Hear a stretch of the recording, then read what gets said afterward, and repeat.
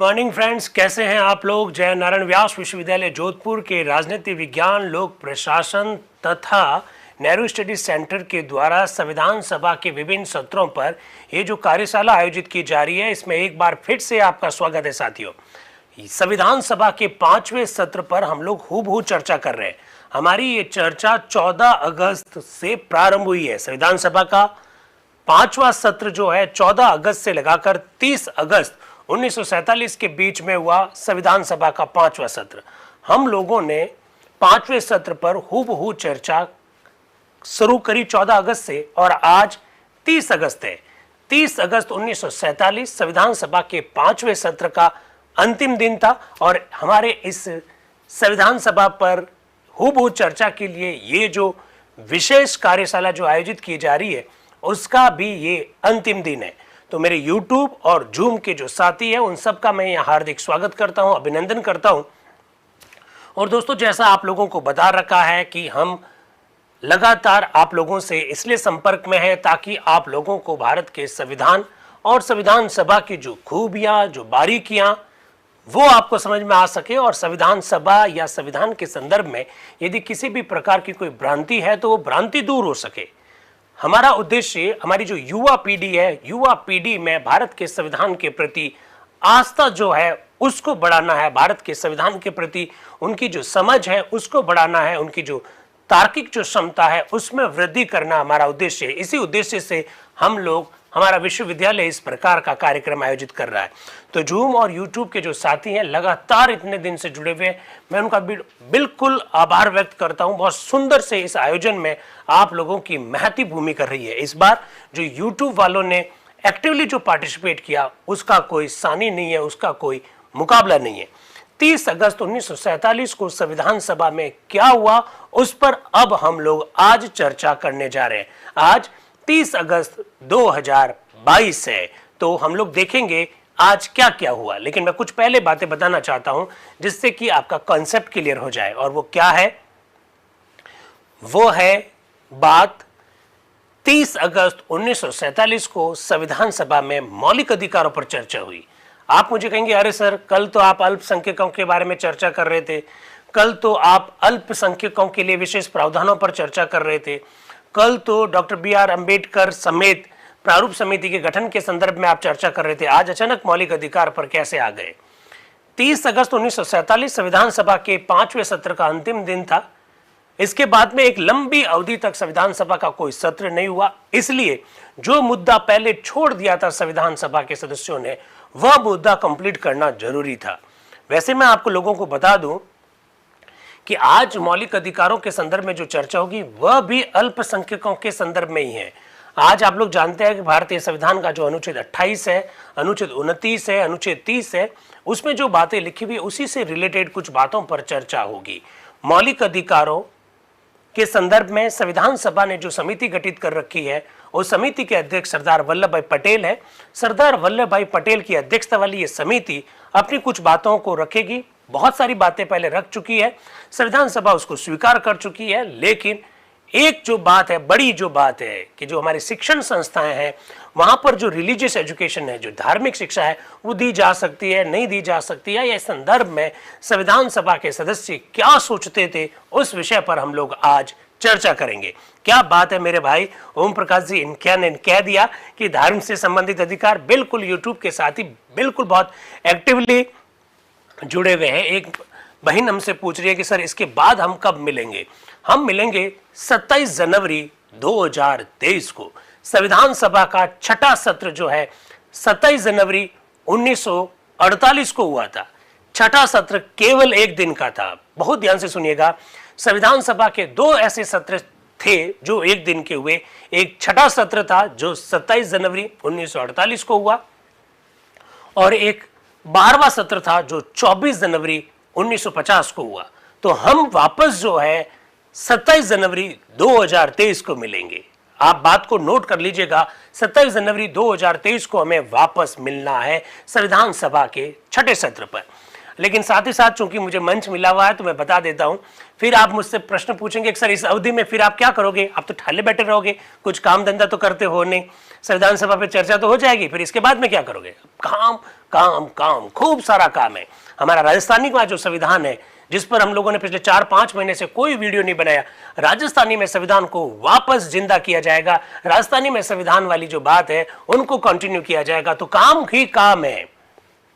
Society के लिए जितना काम अगर आप कर सकते हो वो करो। ये जीवन क्षणभंगुर है, कल हो ना हो, इसलिए जितना अपने हाथों से काम हो सकता है वो कर लीजिए। तो बिल्कुल संविधान सभा का ये 5वां सत्र जैसे ही समाप्त हो जाएगा, अगले 2-4 दिन में, सप्ताह भर के अंदर अंदर हमारा राजस्थानी में जो संविधान है, यूट्यूब के जो सभी साथी है वो बड़ा ध्यान से सुन लीजिएगा। हम राजस्थानी भाषा में भी संविधान पर चर्चा कर रहे हैं। काफी चर्चा हो चुकी है, 17-18 वीडियो छोटे छोटे बनाए जा चुके हैं। उस चर्चा को हम लोग आगे बढ़ाएंगे।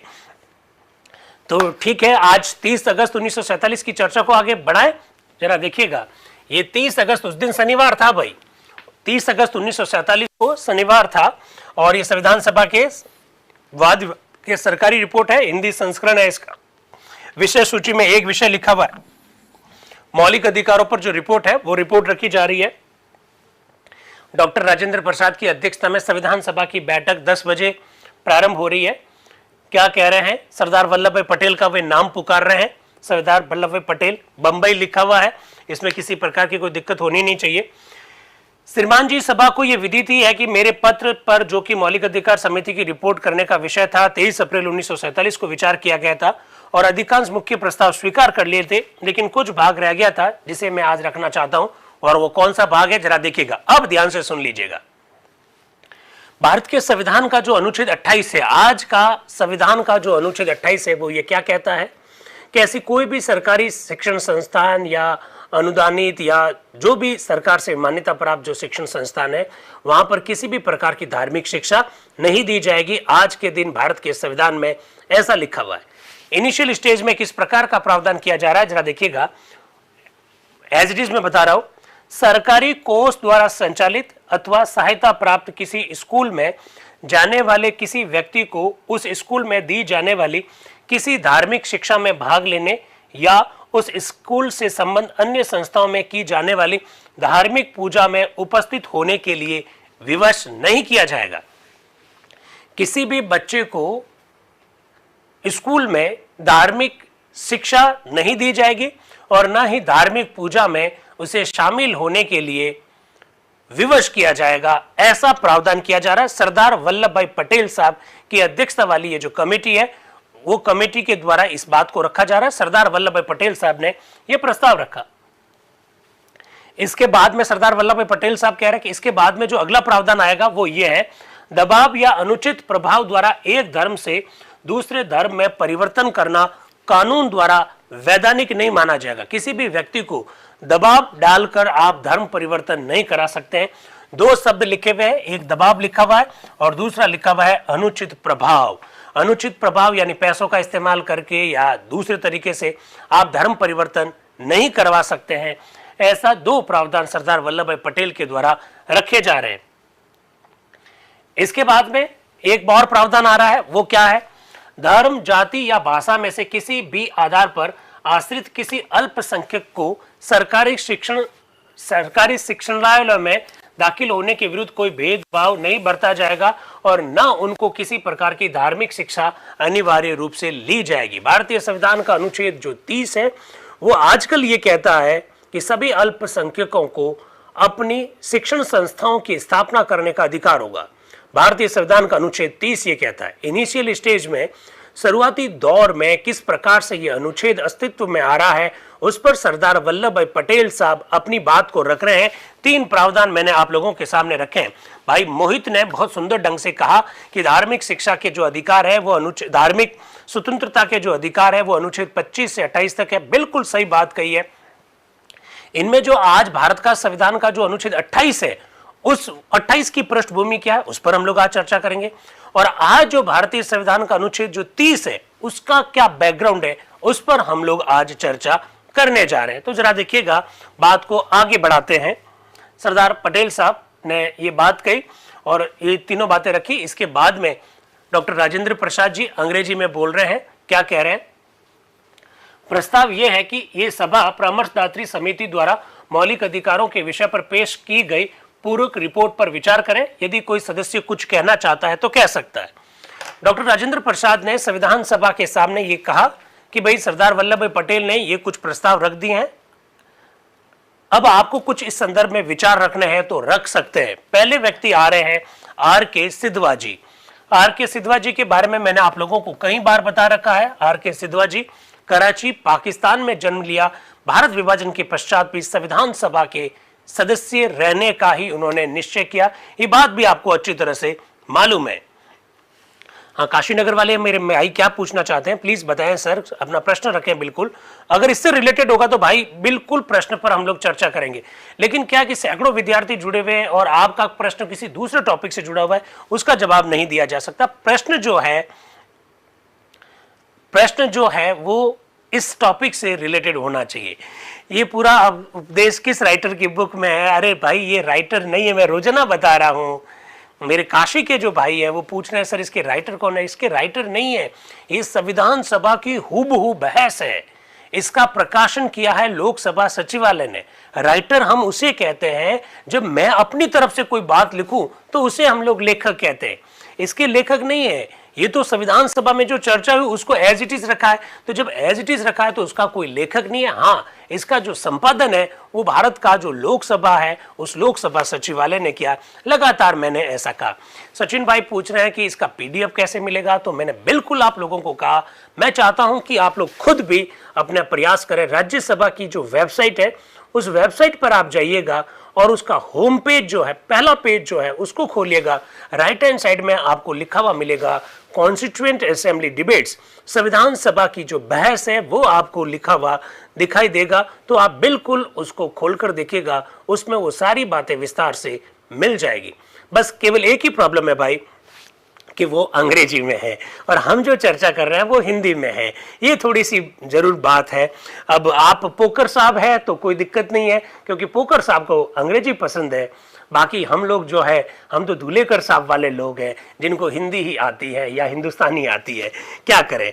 तो अशोक भाई बिल्कुल मैंने आप सबका स्वीकार कर लिया, नमस्कार। अब मैं चाह रहा हूँ किसी ने लिया है इस बुक को? हाँ तो लिया है ना, हमने खरीदा है इस बुक को। ये देखिए ये बुक है, कोई चिंता की बात नहीं है।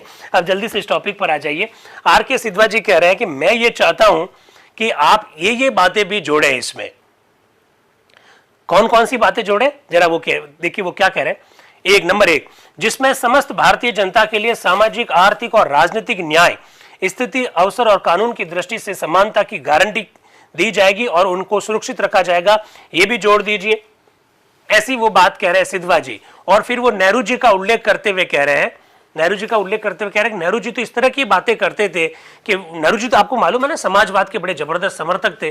तो आप नेहरू जी की बातों का उल्लेख क्यों नहीं करते? वो कह रहे हैं नेहरू जी क्या कहते थे कि मैं समाजवाद का समर्थक हूं और मैं आशा करता हूं कि भारत समाजवाद का समर्थक होगा, भारत समाजवादी राज्य की स्थापना करेगा और मैं ये भी विश्वास करता हूं कि समस्त संसार को इस ओर झुकना पड़ेगा। वो नेहरू जी की इस बात का उल्लेख करते हुए कहते हैं कि जब नेहरू जी इस प्रकार की बातों में विश्वास करते हैं तो हम भारतीय संविधान में इस तरह की बातों को क्यों नहीं जोड़ रहे हैं, ऐसा वो कह रहे हैं। ठीक है, इसके बाद में अगली जो बात है वो क्या है। श्रीमान जी, लक्ष्य के इस स्पष्ट कथन के पश्चात जब न्यायालय में जाने योग्य अधिकार हमारे सामने आए तो मैं ये आशा कर रहा था कि हमारे संविधान में सामाजिक और आर्थिक समानता का प्रमुख अंग होगा। न्यायालय में जाने योग्य अधिकारों में ये ना पाकर मुझे बड़ा दुख हुआ, वो ऐसा कह रहे हैं। आर के सिधवा जी कह रहे हैं कि भाई मौलिक अधिकारों को अगर ढंग से सरकार लागू नहीं करेगी तो उसे कोर्ट में चैलेंज किया जा सकता है। तो मौलिक अधिकारों के संदर्भ में तो कम से कम सामाजिक और आर्थिक न्याय वाली जो बातें थी वो आपको जोड़नी चाहिए थी ताकि हमको न्यायालय में जा सकते थे, और आपने वो बातें इसके अंतर्गत क्यों नहीं जोड़ी, ऐसा वे कह रहे हैं। देखो मेरे एक भाई ने एक लिंक शेयर किया है, सत्यवान जी ढोलू है, ये हरियाणा से है, और वो कह रहे हैं कि भारतीय संविधान सभा की बहस यहाँ से प्राप्त की जा सकती है अंग्रेजी में। और उन्होंने एक जो लिंक शेयर किया है वो lokSabha.nic.in। अगर आप जाएंगे lokSabha.nic.in पर अगर आप जाएंगे तो आपको ये संविधान सभा की बहस हूबहू मिल जाएगी। पढ़ो यार, संविधान सभा की इस बहस को पढ़ो। हालांकि वो अंग्रेजी में है, वो खुद भी कह रहे हैं कि ये अंग्रेजी में होने की वजह से वो खुद हंसते हुए दिखाई दे रहे हैं। कोई बात नहीं, अंग्रेजी में वहां से देख लीजिए और जब इच्छा हो तो हिंदी में यहाँ से देख लीजिए, और कुछ भी समझ में नहीं आए तो हमारे इस वीडियो को देख लीजिएगा, ताकि ये जो कॉमेंट्री है वो आसान भाषा में है, वो आपको समझ में आ जाएगी। हाँ, अक्षत भाई कह रहे हैं मुझे भी दिख सकती है। अरे सबको दिख सकती है, सबको दिख सकती है, बस आंखें होनी चाहिए देखने के लिए, ये जरूरी है।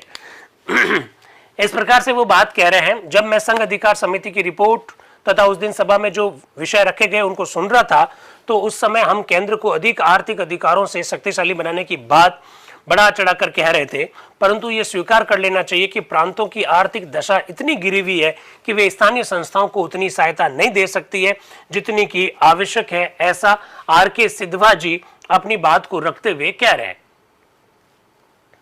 ठीक है,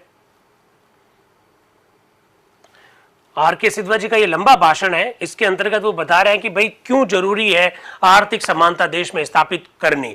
इस संदर्भ में वो एक एग्जाम्पल भी दे रहे हैं। वो एग्जाम्पल क्या है वो भी मैं आपके सामने रखना चाह रहा हूं। अपने उद्बोधन में आर.के. सिद्धवा जी क्या एग्जाम्पल दे रहे हैं जरा देखिएगा। वो कह रहे हैं, मैं एक और व्यक्ति के कुटुंब से परिचित हूं जिनके 3 बच्चे हैं। वो कह रहे हैं कि एक परिवार का मैं आपको एक एग्जाम्पल दे रहा हूं जिसके घर में 3 बच्चे हैं। वो क्या कह रहे हैं, जिनके घर में 3 बच्चे हैं और जिसने 50 लाख रुपए छोड़ दिया। जब उनका निधन हुआ तो 50 लाख रुपए छोड़कर गए, और जिनके 3 बच्चे हैं। वो कह रहे हैं 2 लड़कों ने 3 वर्ष में अपना पूरा भाग बर्बाद कर दिया, उनके हिस्से में जो पैसा आया उसको उन्होंने बर्बाद कर दिया। और तीसरे बच्चा जो कि बड़ा कंजूस था, वो सट्टेबाजी करता था और सट्टेबाजी करके उसने अपने पैसे बहुत ज्यादा बढ़ा दिए। ऐसा वो कह रहे हैं।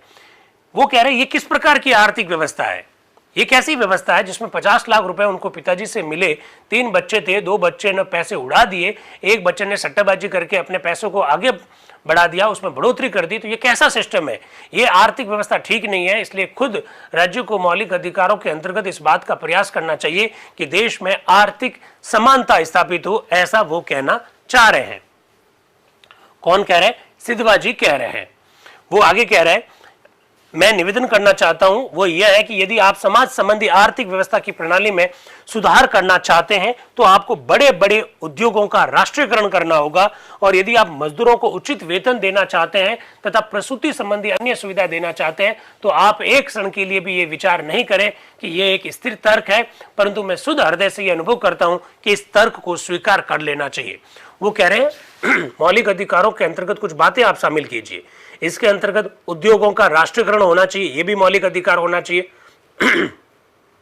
इसके अलावा महिलाओं को प्रसूति सहायता मिलनी चाहिए। आप सब जानते हैं कि ये सब बातें आजकल किसमें है, नीति निदेशक तत्व के अंतर्गत है। अगर भारतीय संविधान के अनुच्छेद 42-43 को अगर आप लोगों ने पढ़ रखा है तो जिस बातों की और इशारा आर.के. सिद्धवा जी मौलिक अधिकारों के रूप में करना चाह रहे हैं, वो सारी बातें आज राज्य के नीति निदेशक तत्व के अंतर्गत उल्लेखित है। ठीक है, तो ऐसा वो कहना चाह रहे हैं सिद्धवा जी। सिद्धवा जी जब ये बोल रहे हैं तो इस बीच में डॉक्टर राजेंद्र प्रसाद जी बोल रहे हैं कि यार हम मौलिक अधिकारों में शिक्षण संस्थाओं में धार्मिक शिक्षा पर प्रतिबंध लगे इस विषय पर चर्चा कर रहे हैं, आप कहां से कहां चले गए। तो अध्यक्ष आप क्या कह रहे हैं, क्या माननीय सदस्य अब विषय की तरफ आएंगे? इतनी ज्यादा बोल दिए आप, इधर से उधर बोल दिए, अब आप विषय की तरफ आएंगे। हमारा विषय क्या है, हमारा विषय है कि शिक्षण संस्थानों में धार्मिक शिक्षा नहीं होनी चाहिए।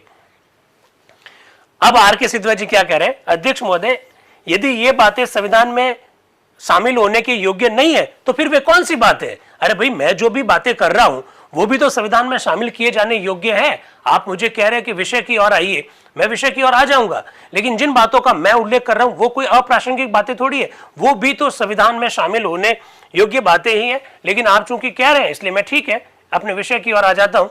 श्रीमान जी मैं इसलिए निवेदन करता हूं, यद्यपि मैं जानता हूं कि यह तर्क उपस्थित किया जाएगा कि कुछ सामाजिक व्यवस्थाएं हैं जिनको रूस के संविधान से लिया गया है। मैं जानता हूं कि रूस के संविधान में कुछ आधुनिक बातें जो कि भारत में लागू नहीं की जा सकती है, परंतु ऐसी बहुत सी अच्छी बातें हैं जो भारत के लिए उपयुक्त है। आप लोग जानते हैं रशिया में उद्योगों का राष्ट्रीयकरण है, तो वो कुछ बातें जिस तरह से रशिया में आर्थिक व्यवस्था स्थापित है वैसी व्यवस्था आर.के. सिद्धवा जी भारत में भी चाहते हैं। और जैसे वो बात कर रहे हैं तो डॉक्टर राजेंद्र प्रसाद कह रहे हैं हमारा विषय क्या है, उस विषय पर बात करो, इधर उधर की बात क्यों कर रहे हो।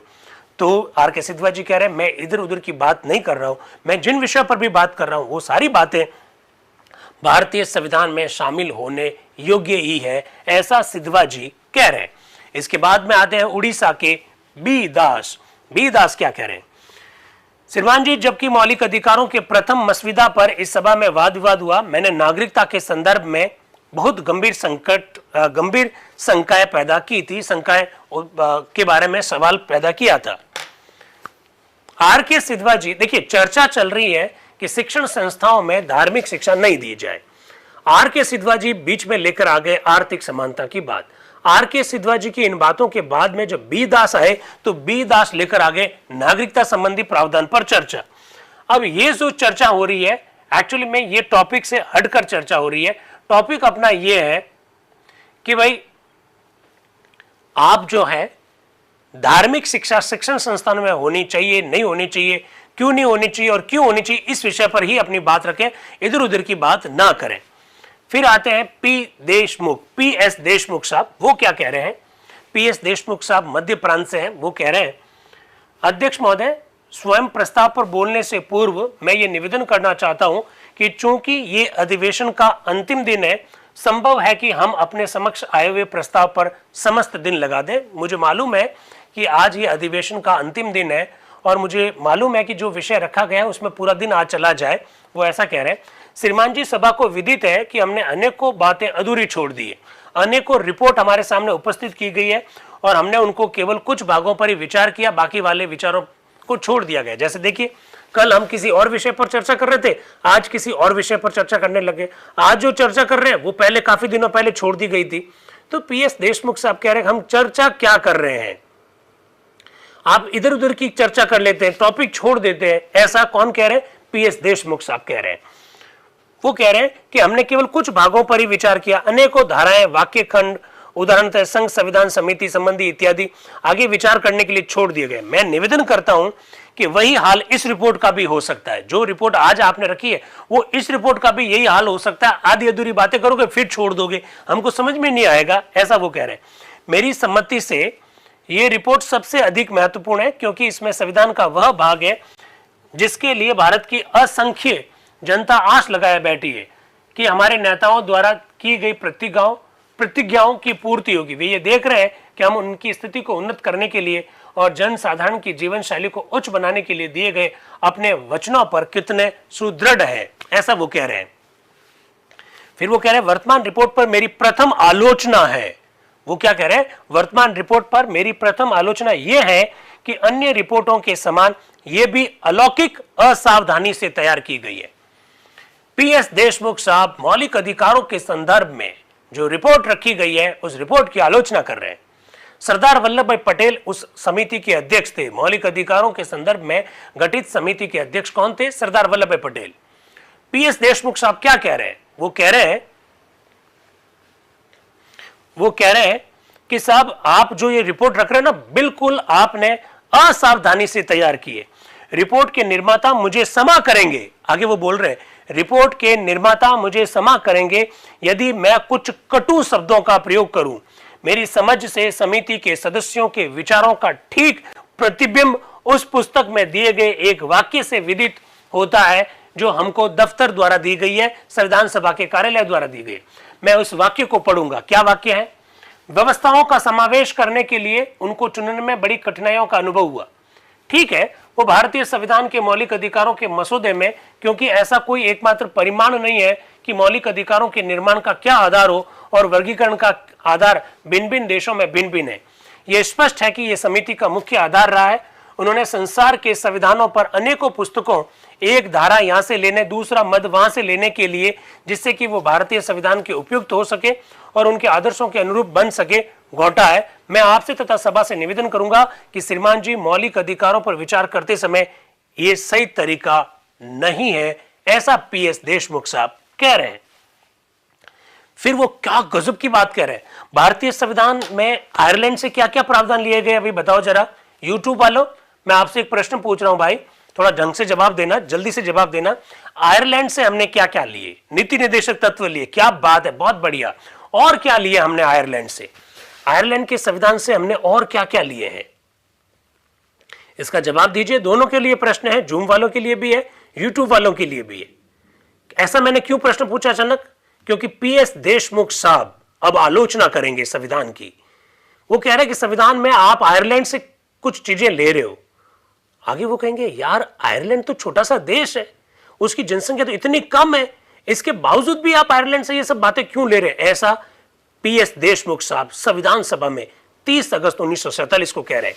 बहुत बढ़िया नीति निर्देशक तत्व तो लिए गए हैं, वो ठीक है, इसके अलावा भी तो बहुत सारी चीजें हैं भाई। जैसे हमारे राज्यसभा में कितने मेंबर नॉमिनेट होते हैं? 12 मेंबर नॉमिनेटेड होते हैं, मनोनीत होते हैं। ये वाला जो सिस्टम है वो भी हमने वहां से लिया। क्या कह रहे हैं पीएस देशमुख साहब, जरा सुनिएगा। आयरलैंड में ऐसी क्या बात है, वो देखिए, आयरलैंड में ऐसी क्या बात है कि हम उसके मौलिक अधिकारों को ज्यों का त्यों अपनाएं? जो उसके लिए लाभदायक हो वो हमारे लिए विचार करने योग्य हो ही नहीं सकते, ऐसा पीएस देशमुख साहब कह रहे हैं। आगे क्या कह रहे हैं? आयरलैंड की जनसंख्या केवल 29 लाख है। आयरलैंड की जनसंख्या केवल 29 लाख है और भारत की जनसंख्या 29 करोड़ है। कैसा लगा? 40 करोड़ के करीब जनसंख्या थी भारत की, लेकिन भारत का विभाजन हो गया तो एक बड़ी जनसंख्या का एक बड़ा भाग पाकिस्तान चला गया। लेकिन इसके बावजूद भी आप देखिए भारत की जनसंख्या उससे 100 गुना ज्यादा है आयरलैंड से, और आप आयरलैंड से कुछ बातें ले रहे हो। पीएस देशमुख साहब कह रहे हैं ये तरीका ठीक नहीं है, ऐसा वो कह रहे हैं। आगे क्या कह रहे हैं? आयरलैंड की जनसंख्या केवल 29 लाख है, जो कि कम तो नहीं है पर इतनी भी नहीं है। वो कह रहे ज्यादा कम तो नहीं है पर हमारी जो बड़ौदा रियासत है ना उतनी है। उन्होंने बोला, बड़ौदा रियासत का नाम लिया।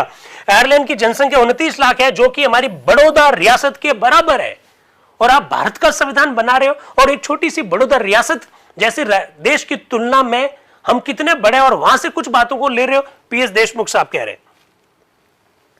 फिर वो कह रहे हैं मैंने वैधानिक इतिहास और वैधानिक कानूनों पर किसी महत्वपूर्ण पुस्तक को नहीं देखा जिसमें आयरिश संविधान की कोई विशेष प्रशंसा की गई हो।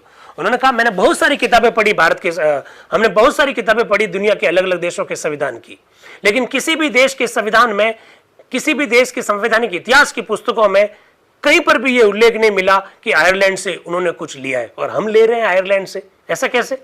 ऐसा वो कह रहे हैं। और मैं ये समझने में असमर्थ हूं कि उसमें ऐसा क्या है जिसके कारण वो पूर्ण रूपेण ग्रहण करने योग्य समझा जाता है। मेरी समझ में तो कमेटी ने इस संपूर्ण विषय पर बिल्कुल गलत तरीके से विचार किया है, ऐसा पीएस देशमुख साहब बड़ा खतरनाक तरीके से कह रहे हैं। आयरलैंड के संविधान से आप ये बातें क्यों ले रहे हो, ऐसा वो कह रहे हैं। आयरलैंड इतना छोटा सा देश है, आयरलैंड और हमारी तुलना भी नहीं की जा सकती है, फिर भी वहां से बातों को आप लेने जा रहे हो। ऐसा कौन कह रहे हैं? पीएस देशमुख साहब कह रहे हैं। हालांकि उन्होंने पहले कह दिया कि मैं जो बातें रख रहा हूं बड़ी कटु रख रहा हूं, कुछ लोगों को थोड़ी बुरी लग सकती है, ऐसा उन्होंने कहा। इसके लिए उन्होंने पहले से ही माफी भी मांग ली, किन्होंने? पीएस देशमुख साहब ने। लेकिन बातों में बड़ा दम है, उनकी बातों में बड़ा दम है। इसके बाद में विशंबर दयाल त्रिपाठी जी आ रहे हैं, वो भी अपनी बातों को रख रहे हैं। वो क्या कह रहे हैं? वो कह रहे हैं कि एक तो यार अभी तक हमने अपनी भाषा तय नहीं की है, भाषा की समस्या फिर आ गई, हमारे देश की एक भाषा होनी चाहिए। देखिए हमारी राष्ट्रीय भाषा हिंदी है ऐसा हम लोग कहते हैं, लेकिन भारत के संविधान में या किसी भी कानून में या किसी भी विधि में इस बात का उल्लेख नहीं है, ये आप लोग जानते हैं। और हम लोग ये भी जानते हैं कि भारत की जो संविधान सभा थी, उस संविधान सभा में इस विषय को लेकर जबरदस्त मतभेद था, एक राष्ट्रीय भाषा को लेकर।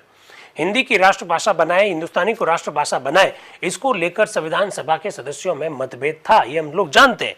लेकिन विशंबर दयाल त्रिपाठी जी क्या कह रहे हैं? वो कह रहे हैं कि यार एक जब भाषा, किसी भाषा को अगर आप राष्ट्रीय भाषा बनाओगे तो थोड़ा सा विरोध तो होगा ही, क्योंकि जो दूसरी जो भाषा है उनको लगेगा कि उस भाषा को प्राथमिकता मिल गई है, तो दिक्कत क्या है, ऐसा वो कहना चाह रहे हैं। हाँ, पीएस देशमुख साहब भी संविधान के बहुत जबरदस्त, अरे भाई संविधान में सभा में जो भी मेंबर बने थे वो एक से बढ़कर एक थे। आप प्रश्न ये पूछिए कि कानून के जानकार थे क्या? क्योंकि डॉक्टर बी.आर. अम्बेडकर साहब हो, चाहे के.एम. मुंशी साहब हो, चाहे अल्लादी कृष्णा स्वामी अय्यर हो, गोपाला स्वामी अय्यर साहब हो, ये बी.एल. मित्तर साहब हो, ये कानून के भी जबरदस्त जानकार थे। Professor K T. शाह हो, प्रोफेसर सिब्बल लाल सक्सेना जी हो, एच.वी. कामत साहब हो, ये कानून के भी जानकार थे। बाकी संविधान के जानकार तो एक्चुअली में 5-10 देशों के संविधान को पढ़कर ही ये लोग संविधान सभा में बैठक में भाग लेने जाते थे। और शायद मैंने आप लोगों को पहले भी कहा था, क्या कहा था, कि भले ही 9 दिसंबर 1946 को संविधान सभा की पहली बैठक हुई हो, लेकिन संविधान सभा के सदस्यों के चुनाव तो जून जुलाई 1946 में हो गए थे। जून जुलाई 1946 में संविधान सभा के सदस्यों के चुनाव हो गए थे। तो बहुत सारे लोग जो संविधान सभा में ऐसे थे जिनके पास संविधान सभा के कार्यालय ने दुनिया के अलग अलग देशों के संविधानों की कॉपियां जुलाई अगस्त 1946 में ही भेज दी थी और कहा कि जब भी बैठक हो तो आप अपना होमवर्क तैयार करके लेके आना। तो अगस्त, सितंबर, अक्टूबर, नवंबर 4-4 महीने का वक्त था। तो संविधान सभा के अधिकांश सदस्यों ने दुनिया के अलग अलग देशों के संविधानों का अध्ययन संविधान सभा के सदस्य बनते ही करना शुरू कर दिया था। हालांकि कुछ लोग तो पहले से ही एक्सपर्ट थे, जैसे पंडित जवाहरलाल नेहरू है, डॉक्टर अंबेडकर है, अल्लादी कृष्ण स्वामी अय्यर है, गोपाला स्वामी आयंगर, ये लोग तो पहले से जानकार थे। लेकिन बाकी वाले लोगों को भी संविधान दुनिया के विभिन्न देशों के संविधानों की कॉपियां भेजी गई थी, ऐसा मैं कहना चाह रहा हूं। ठीक है, तो विशंबर दयाल त्रिपाठी जी ने बात कही कि भाई हिंदी को आप राष्ट्रभाषा क्यों नहीं बताते हो। अगर हमारी भाषा एक कर दें तो इसमें कोई संदेह नहीं है कि पूरी तौर से हमारी संस्कृति जो है एक हो जाएगी और हमारा देश आगे बढ़ जाएगा। फिर वो आगे कहते हैं कि मुझे ये जानकर बहुत खुशी है कि बहुत जल्द आपके सामने ये प्रस्ताव आएगा कि हमारे देश की भाषा हिंदी हो और हमारी लिपि देवनागरी हो, ऐसा वो विश्वास व्यक्त कर रहे हैं। कौन? विशंबर दयाल त्रिपाठी जी। पर आपको क्या लगता नहीं है, जैसे मेरे YouTube के साथियों को लगता है कि सर समझ में नहीं आ रहा आप क्या कह रहे हो, तो संविधान सभा में भी ऐसा ही तो हुआ था कि समझ में नहीं आ रहा कि हो क्या रहा है। सरदार वल्लभ भाई पटेल साहब ने प्रस्ताव क्या रखा कि भाई किसी भी शिक्षण संस्थान में धार्मिक शिक्षा नहीं दी जाएगी। इसके बाद में उस प्रस्ताव पर चर्चा करने के लिए कहा तो सिद्धवा जी कह रहे हैं कि सामाजिक न्याय स्थापित होना चाहिए, आर्थिक न्याय स्थापित होना चाहिए। PS देशमुख साहब कह रहे हैं कि आप आयरलैंड से क्यों बातें ले रहे हो। इसके बाद में विशंबर दयाल त्रिपाठी जी आ रहे हैं, वो कह रहे हैं कि आप भाषा कब बनाओगे, एक भाषा तो बनाओगे। तो आपको लगता नहीं है कि लोग इधर उधर जा रहे हैं विषय से? ऐसा ही हुआ। तो इसी बीच में डॉक्टर सत्यनारायण सिन्हा जी आएंगे, वो कहेंगे वाद विवाद अंत करो, अब हमको अपने मूल मुद्दे पर आना चाहिए। डॉक्टर सत्यनारायण सिन्हा जी, कौन डॉक्टर सत्यनारायण सिन्हा जी? याद रखिएगा, सत्यनारायण सिन्हा जी वही व्यक्ति है जिन्होंने 29 अगस्त 1947 को संविधान सभा में प्रारूप समिति के गठन का क्या रखा था? प्रस्ताव रखा था। डॉक्टर सत्यनारायण सिन्हा जी का नाम याद रखना, कभी न कभी प्रश्न जरूर पूछा जाएगा। तो सत्यनारायण सिन्हा जी कह रहे हैं अब मैं वाद विवाद के अंत की बात रखना चाहता हूं और अब रिपोर्ट पर वोट ले लो यार, संविधान सभा क्या सोचती है उस विषय पर चर्चा करो आप। तो संविधान सभा का वोट लिया गया कि रिपोर्ट स्वीकार करते हो, तो संविधान सभा ने कहा यस ठीक है स्वीकार करते हैं। अब आ रही है श्रीमती रेणुका रे जो कि पश्चिम बंगाल से हैं। वो क्या कह रही है? श्रीमान जी, कल आपने संविधान सभा में यह कहा था कि बाद में रिपोर्ट के वाक्य खंडों पर वाद विवाद होगा। हम में से कुछ व्यक्तियों के विशेषकर वाक्य खंड 16 पर संशोधन है। मैं आशा करती हूं कि बाद में संशोधन रखने का अवसर दिया जाएगा। कल जब चर्चा कर रहे थे तो आपने चर्चा अचानक खत्म कर दी, हमारे कुछ संशोधन जो थे वो आपने रखने नहीं दिए। तो जब कभी भी बाकी वाली चर्चा की जाएगी तो क्या आप हमारे संशोधन को रखने दोगे? ऐसा रेणुका रे जो कि पश्चिम बंगाल से है वो प्रश्न पूछ रही है। यूट्यूब के और जो जूम के जो साथी हैं उनको मैं बार बार बता रहा हूं, संविधान सभा में कुल 15 महिलाएं सदस्य थी। पता नहीं क्यों मुझसे लगातार मेरे सोशल मीडिया पर मुझे पोक किया जाता है, लगातार मुझसे प्रश्न पूछे जाते हैं कि सर संविधान सभा में 12 महिलाएं थी, 15 महिलाएं थी, 14 महिलाएं थी, 13 महिलाएं थी। अरे हो क्या रहा है? संविधान सभा में 9 दिसंबर 1946 से लगाकर 24 जनवरी 1950 तक संविधान सभा में 15 महिलाओं को भाग लेने का अवसर मिला। ये 15 महिलाएं कभी भी एक साथ संविधान सभा में शामिल नहीं हो पाई। ये ध्यान रखना। जैसे सरोजिनी नायडू का तो बीच में निधन हो गया था, तो ये सब बातें पता होनी चाहिए। दूसरी बात, संविधान सभा में महिलाओं के लिए किसी भी प्रकार का कोई आरक्षण नहीं था। HV कामत साहब बाद में प्रश्न उठाएंगे, अगर जब मौका आएगा तो मैं बताऊंगा। महिलाओं के लिए संविधान सभा में कोई आरक्षण नहीं था कि भाई इतनी महिलाएं ली जानी चाहिए, ऐसा कोई नहीं था। जितनी महिलाओं ने भाग लिया उनकी कुल संख्या जो है 15 है। बस मैं इतना कहना चाहता हूं, इस बात को आप थोड़ा सा ध्यान रखिएगा। हाँ, राहुल भाई मेरे कह रहे हैं कि फर्स्ट मीटिंग में 9 महिलाओं ने भाग लिया। अरे राहुल भाई, एक काम करिए राहुल भाई, आप 9 दिसंबर 2021 को हमने एक वीडियो डाला था यहाँ पर। 9 दिसंबर 1946 को संविधान सभा की जो पहली बैठक हुई उस पर हमने एक वीडियो बनाया। वीडियो 9 दिसंबर 2021 को बनाया, उसको देख लीजिए। मैंने 10 की 10 महिलाओं के नाम बताए हैं, 10 की 10 महिलाओं के नाम बताए हैं जिन्होंने 9 दिसंबर 1946 की बैठक में भाग लिया। मुझे एक बात समझ में नहीं आ रही, जब इतनी बातें हमने संविधान सभा की हूबहू चर्चा जब करके रख दी है, तो भी मेरे मित्र लगातार प्रश्न पूछ रहे हैं ये हो क्या रहा है देश को? क्या उनके पास सही स्रोत नहीं है? अरे मैं नहीं कह रहा हूं कि मेरे पास सही स्रोत है, मैं तो ये भारत सरकार का जो पब्लिकेशन है उसकी बात कर रहा हूं। अभी भी कंफ्यूजन है, ऐसा कैसे चल रहा है? अभी भी मुझसे प्रश्न पूछ रहे हैं कि साहब संविधान सभा की दूसरी बैठक 11 दिसंबर को। अरे मेरे काका, 9 दिसंबर, 10 दिसंबर, 11 दिसंबर, 12 दिसंबर, 13 दिसंबर, लगातार 5 बार बैठक हुई, फिर 14 को बैठक नहीं हुई, फिर भी प्रश्न पूछ रहे। ऐसा क्यों? कहां पर कंफ्यूजन हो रहा है? कंफ्यूजन नहीं होना चाहिए भाई। इतनी चर्चा करने के बाद अब बाकी क्या रहा है? एक एक महिला का नाम बताया गया। हमारे यूट्यूब वाले मित्र भी बता रहे हैं, जूम वाले मित्र भी बता रहे हैं, एक एक महिला का नाम बताया गया। अब उसके बाद में भी कुछ गड़बड़ी रह जाती है तो फिर मेरे हिसाब से अब तो फिर कोई चारा नहीं है। ऐसा ना करो भाई। हमारे सारे वीडियोस पूरे 9 दिसंबर, 10 दिसंबर, 11 दिसंबर, 12 दिसंबर, 13 दिसंबर, एक एक दिन का वीडियो है, एक एक दिन का वीडियो है। संविधान सभा में किस दिन क्या हुआ उसके सारे वीडियो जो है 5वां सत्र पर हम एज इट इज चर्चा कर रहे हैं। और 5वां सत्र का आज अंतिम दिन है। 30 अगस्त 1947 की जो चर्चा उसको हूबहू हम लोग चर्चा में ला रहे हैं। तो इसके बाद तो कुछ बाकी रहना नहीं चाहिए। गाइड से ना पढ़ना भाई। अच्छी किताबें खूब है, गाइड से नहीं पढ़ना है। गाइड किताब नहीं है, वो गाइड तो गाइड है। ठीक है ना? चलिए आगे बढ़ते हैं। अब कंफ्यूजन नहीं रखना है। आगे बढ़े तो रेणुका रेजी ने जो बात कही वो मैंने आपके सामने रख दी। अब अध्यक्ष आप क्या करें? अभी हमने इस प्रस्ताव को लिया है कि रिपोर्ट पर विचार विमर्श किया जाए और यदि प्रस्ताव स्वीकृत होता है तो फिर हम एक एक वाक्य खंड पर विचार करेंगे। सरदार पटेल को कहा कि अब आप बोलो। सरदार पटेल साहब क्या कह रहे हैं? उन्होंने कहा कि मुझे अच्छा लगा कि रिपोर्ट स्वीकार कर ली गई है, एक एक वाक्य खंड अब रखा जाएगा, लेकिन मुझे इतनी आशा नहीं थी कि आप इतनी लंबी चर्चा करोगे। विषय क्या था और कहां से कहां चले गए? सरदार पटेल साहब कह रहे हैं ये क्या कर रहे हो आप यार, इतनी चर्चा करने की आवश्यकता ही नहीं थी। तो अब एक एक प्रस्ताव रखो। प्रस्ताव क्या आ रहा है जरा सुनना। अब पटेल साहब ने जो प्रस्ताव रखा था शुरू में, अब उस प्रस्ताव पर सदस्य क्या कह रहे हैं, क्या उनके संशोधन है, उस पर बात हम लोग करेंगे।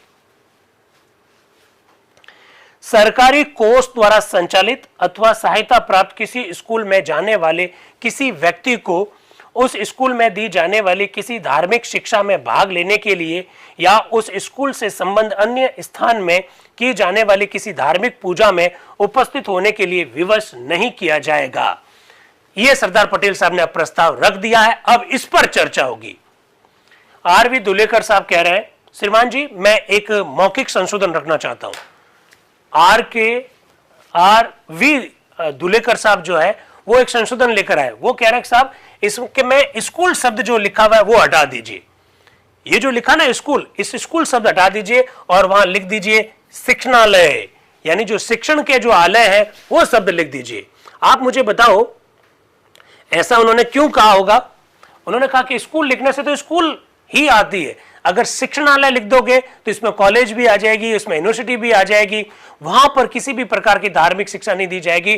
तो ये सुझाव, ये संशोधन किसने रखा था? आर.वी. दुलेकर साहब ने रखा था कि स्कूल की जगह पर शिक्षणालय लिख दीजिए।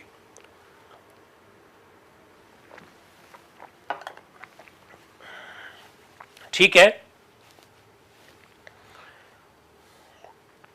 अध्यक्ष साहब कह रहे पर आपने कोई संशोधन की सूचना तो दी नहीं है, ये मौखिक सुझाव क्या होता है? संशोधन की सूचना दो, ऐसे नहीं चलेगा। तो दुलेकर साहब कह रहे हैं हाँ साहब मैंने संशोधन की सूचना तो नहीं दी है, पर मैं ये चाहता हूं कि मेरी इस बात को मान लिया जाए कि इस अनुच्छेद में स्कूल शब्द हटा दो, क्योंकि स्कूल में तो छोटी सी बात आती है, खाली स्कूल स्कूल ही आती है। आप इसमें शिक्षणालय लिख दो, शैक्षणिक संस्था लिख दो, ताकि उसमें विश्वविद्यालय महाविद्यालय भी आ जाए। तो अध्यक्ष बोल रहे हैं कि श्री दुलेकर सुझाव ये रखते हैं कि इस वाक्य खंड की प्रथम पंक्ति में स्कूल शब्द के स्थान पर शिक्षणालय रख दिया जाए। उन्होंने किसी संशोधन की कोई सूचना तो हालांकि नहीं दी है। अब के.एम. मुंशी जी बोल रहे हैं नो। के.एम. मुंशी जी क्या कह रहे हैं? नहीं, ऐसा नहीं किया जाएगा, स्कूल ही रखा जाएगा। क्यों? ऐसा क्यों कह रहे हैं? ऐसा क्यों कह रहे हैं? श्रीमान जी, उससे बड़ा व्यापक अर्थ हो जाता है। हम चाहते हैं कि स्कूल ही रखा जाए, क्योंकि अगर स्कूल की जगह शिक्षणालय रखेंगे तो इसमें विश्वविद्यालय और महाविद्यालय आ जाएंगे, जो कि हम नहीं चाहते। हम चाहते हैं कि केवल स्कूल ही रखा जाए, ताकि ये जो विषय है वो स्कूल तक ही सीमित रहे। उससे आशय कॉलेज, पोस्ट ग्रेजुएट कॉलेज तथा अन्य शिक्षण संस्थान हो सकता है। इसलिए हम ये नहीं चाहते हैं कि शिक्षणालय रखा जाए, हम चाहते हैं कि खाली स्कूल ही रखा जाए। इसके बाद में पूर्णिमा बनर्जी आती है। श्रीमती पूर्णिमा बनर्जी, 15 महिलाओं में से एक महिला पूर्णिमा बनर्जी क्या कह रही है? पश्चिम बंगाल की है ये। श्रीमान जी, मैं ये पेश करती हूं कि वाक्य खंड जो आपने रखा है उसको निम्न पैरा इसके आगे जोड़ दिया जाए। क्या पैरा जोड़ दिया जाए? छात्रों की बुद्धि को परिमार्जित करने के लिए, न कि ऐसी बनाने के लिए जिसमें सांप्रदायिक पृथकत्व को प्रोत्साहन मिले, सरकारी सहायता प्राप्त करने वाले शिक्षणालयों में दी जाने वाली समस्त धार्मिक शिक्षा धर्मों के तुलनात्मक प्राथमिक ज्ञान के रूप में होगी। क्या गजब का संशोधन रखा है पूर्णिमा बनर्जी ने। उन्होंने, देखिए, धार्मिक शिक्षा का क्या मतलब है, आपने कभी सोचा है? ऐसा मैंने पहले भी क्लासेस में बताया है। धार्मिक शिक्षा का मतलब होता है कि किसी व्यक्ति को, किसी बच्चे को एक धर्म को मानने, एक धर्म की ओर अग्रसित करने के लिए अगर उसे पढ़ाया जाए तो उसे हम धार्मिक शिक्षा कहेंगे। अगर आप हिंदू हैं और आपको इस तरह से मोटिवेट किया जाए कि आप मुस्लिम बन जाए या अन्य धर्म को ग्रहण कर ले, तो इसे धार्मिक शिक्षा कहा जाएगा। धार्मिक शिक्षा का मतलब है एक धर्म का प्रोपेगेंडा करना, एक धर्म का प्रचार प्रसार करना अन्य धर्मों की तुलना में, तो उसे धार्मिक शिक्षा कहा जाएगा। क्या बात कही है पूर्णिमा बनर्जी ने। मैंने हमेशा क्लासेस में यह कहा है कि किसी धर्म के बारे में जानकारी देना धार्मिक शिक्षा नहीं है, किसी धर्म का इतिहास बतलाना धार्मिक शिक्षा नहीं है, किसी धर्म के सिद्धांत बतलाना धार्मिक शिक्षा नहीं है। पूर्णिमा बनर्जी ने भी बहुत महत्वपूर्ण संशोधन संविधान सभा में 30 अगस्त 1947 को रखा था। क्या कहा? उन्होंने कहा कि भाई, धर्म के बारे में सामान्य ज्ञान जो अगर बच्चों को दिया जाए तो उसे धार्मिक शिक्षा नहीं माना जाएगा। मैं एज इट इज बता रहा हूं। क्या कह रहे हैं? छात्रों की बुद्धि को परिमार्जित करने के लिए, न कि उन्हें सांप्रदायिक पृथकत्व बनाने के लिए, सरकारी सहायता प्राप्त करने वाले शिक्षण संस्थानों में दी जाने वाली समस्त धार्मिक शिक्षा धर्मों के तुलनात्मक प्राथमिक ज्ञान के रूप में होगी। हिंदू धर्म क्या है, मुस्लिम धर्म क्या है, या इस्लाम क्या है, ईसाई धर्म क्या है, बौद्ध धर्म क्या है, जैन धर्म क्या है, इसकी शिक्षा देना, इनके बीच में तुलना करना, यह कोई धार्मिक शिक्षा नहीं है। ये तो ज्ञान में वृद्धि के लिए जरूरी है। ईसाई क्या होते हैं, इस्लाम धर्म की सिद्धांत क्या है, हिंदू धर्म के सिद्धांत क्या है, ये जानना धार्मिक शिक्षा नहीं है। धार्मिक शिक्षा का मतलब है किसी व्यक्ति को मोटिवेट करना, अभिप्रेरित करना, नहीं नहीं तू ये धर्म ग्रहण कर, दैट इज धार्मिक शिक्षा।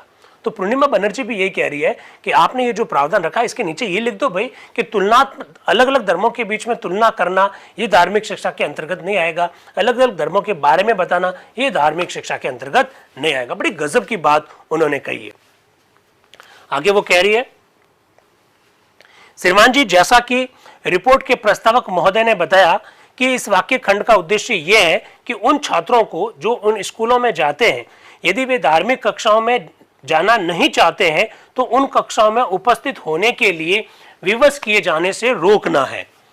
इससे मैं पूर्णतया सहमत हूं, परंतु मैं ये जानती हूं कि ऐसी अनेकों संस्थाएं हैं जो धार्मिक आधार पर चलाई जाती है और जो कि शिक्षा के क्षेत्र में राज्य की स्थापना होने से बहुत पूर्व पदार्पण कर चुकी है। मेरे प्रांत में ऐसे मकतब और पाठशालाएं हैं जो स्कूल जाने वाले उम्र के बच्चों के शिक्षण का कार्य करते हैं, लेकिन हमने देखा है कि वहां इस प्रकार की धार्मिक शिक्षा दी जाती है कि बच्चे की बुद्धि को परिमार्जित करने के स्थान में उसकी बुद्धि को दूषित करते हैं और इन मकतबों और पाठशालाओं में शिक्षा पाने के फलस्वरूप कभी कभी एक विशेष प्रकार का धार्मिक अंधविश्वास और कट्टरपन उत्पन्न हो जाता है। क्या बात कही है पूर्णिमा बनर्जी ने। वो आगे कह रहे हैं, ये एक कंट्रोवर्शियल विषय है कि हम इन धार्मिक स्कूलों को कोई आर्थिक सहायता दे या नहीं दे। मैं इस विषय को तो लेना ही नहीं चाहती, क्योंकि इस आशय के लिए विशेषज्ञ नियुक्त कर दिए गए हैं और उनकी रिपोर्ट की प्रतीक्षा की जा रही है और मुझे विश्वास है कि उसके पश्चात संसद इस विषय में पूर्ण विवरण सहित प्रवेश ले लेगी। इस संशोधन को पेश करने से मेरा उद्देश्य यह है कि किसी भी व्यक्ति के धर्म में हस्तक्षेप किए जाने के बिना किसी भय के सरकार इन संस्थाओं में दी जाने वाली शिक्षा में प्रतिबंध लगाएगी या उसे नियंत्रित करेगी। पाठ्यक्रम सरकार के नियंत्रण में होना चाहिए और वह इस प्रकार का हो कि पृथकत्व यानी अलगाव उत्पन्न करने की अपेक्षा वो बुद्धि को अधिक से अधिक परिमार्जित करे।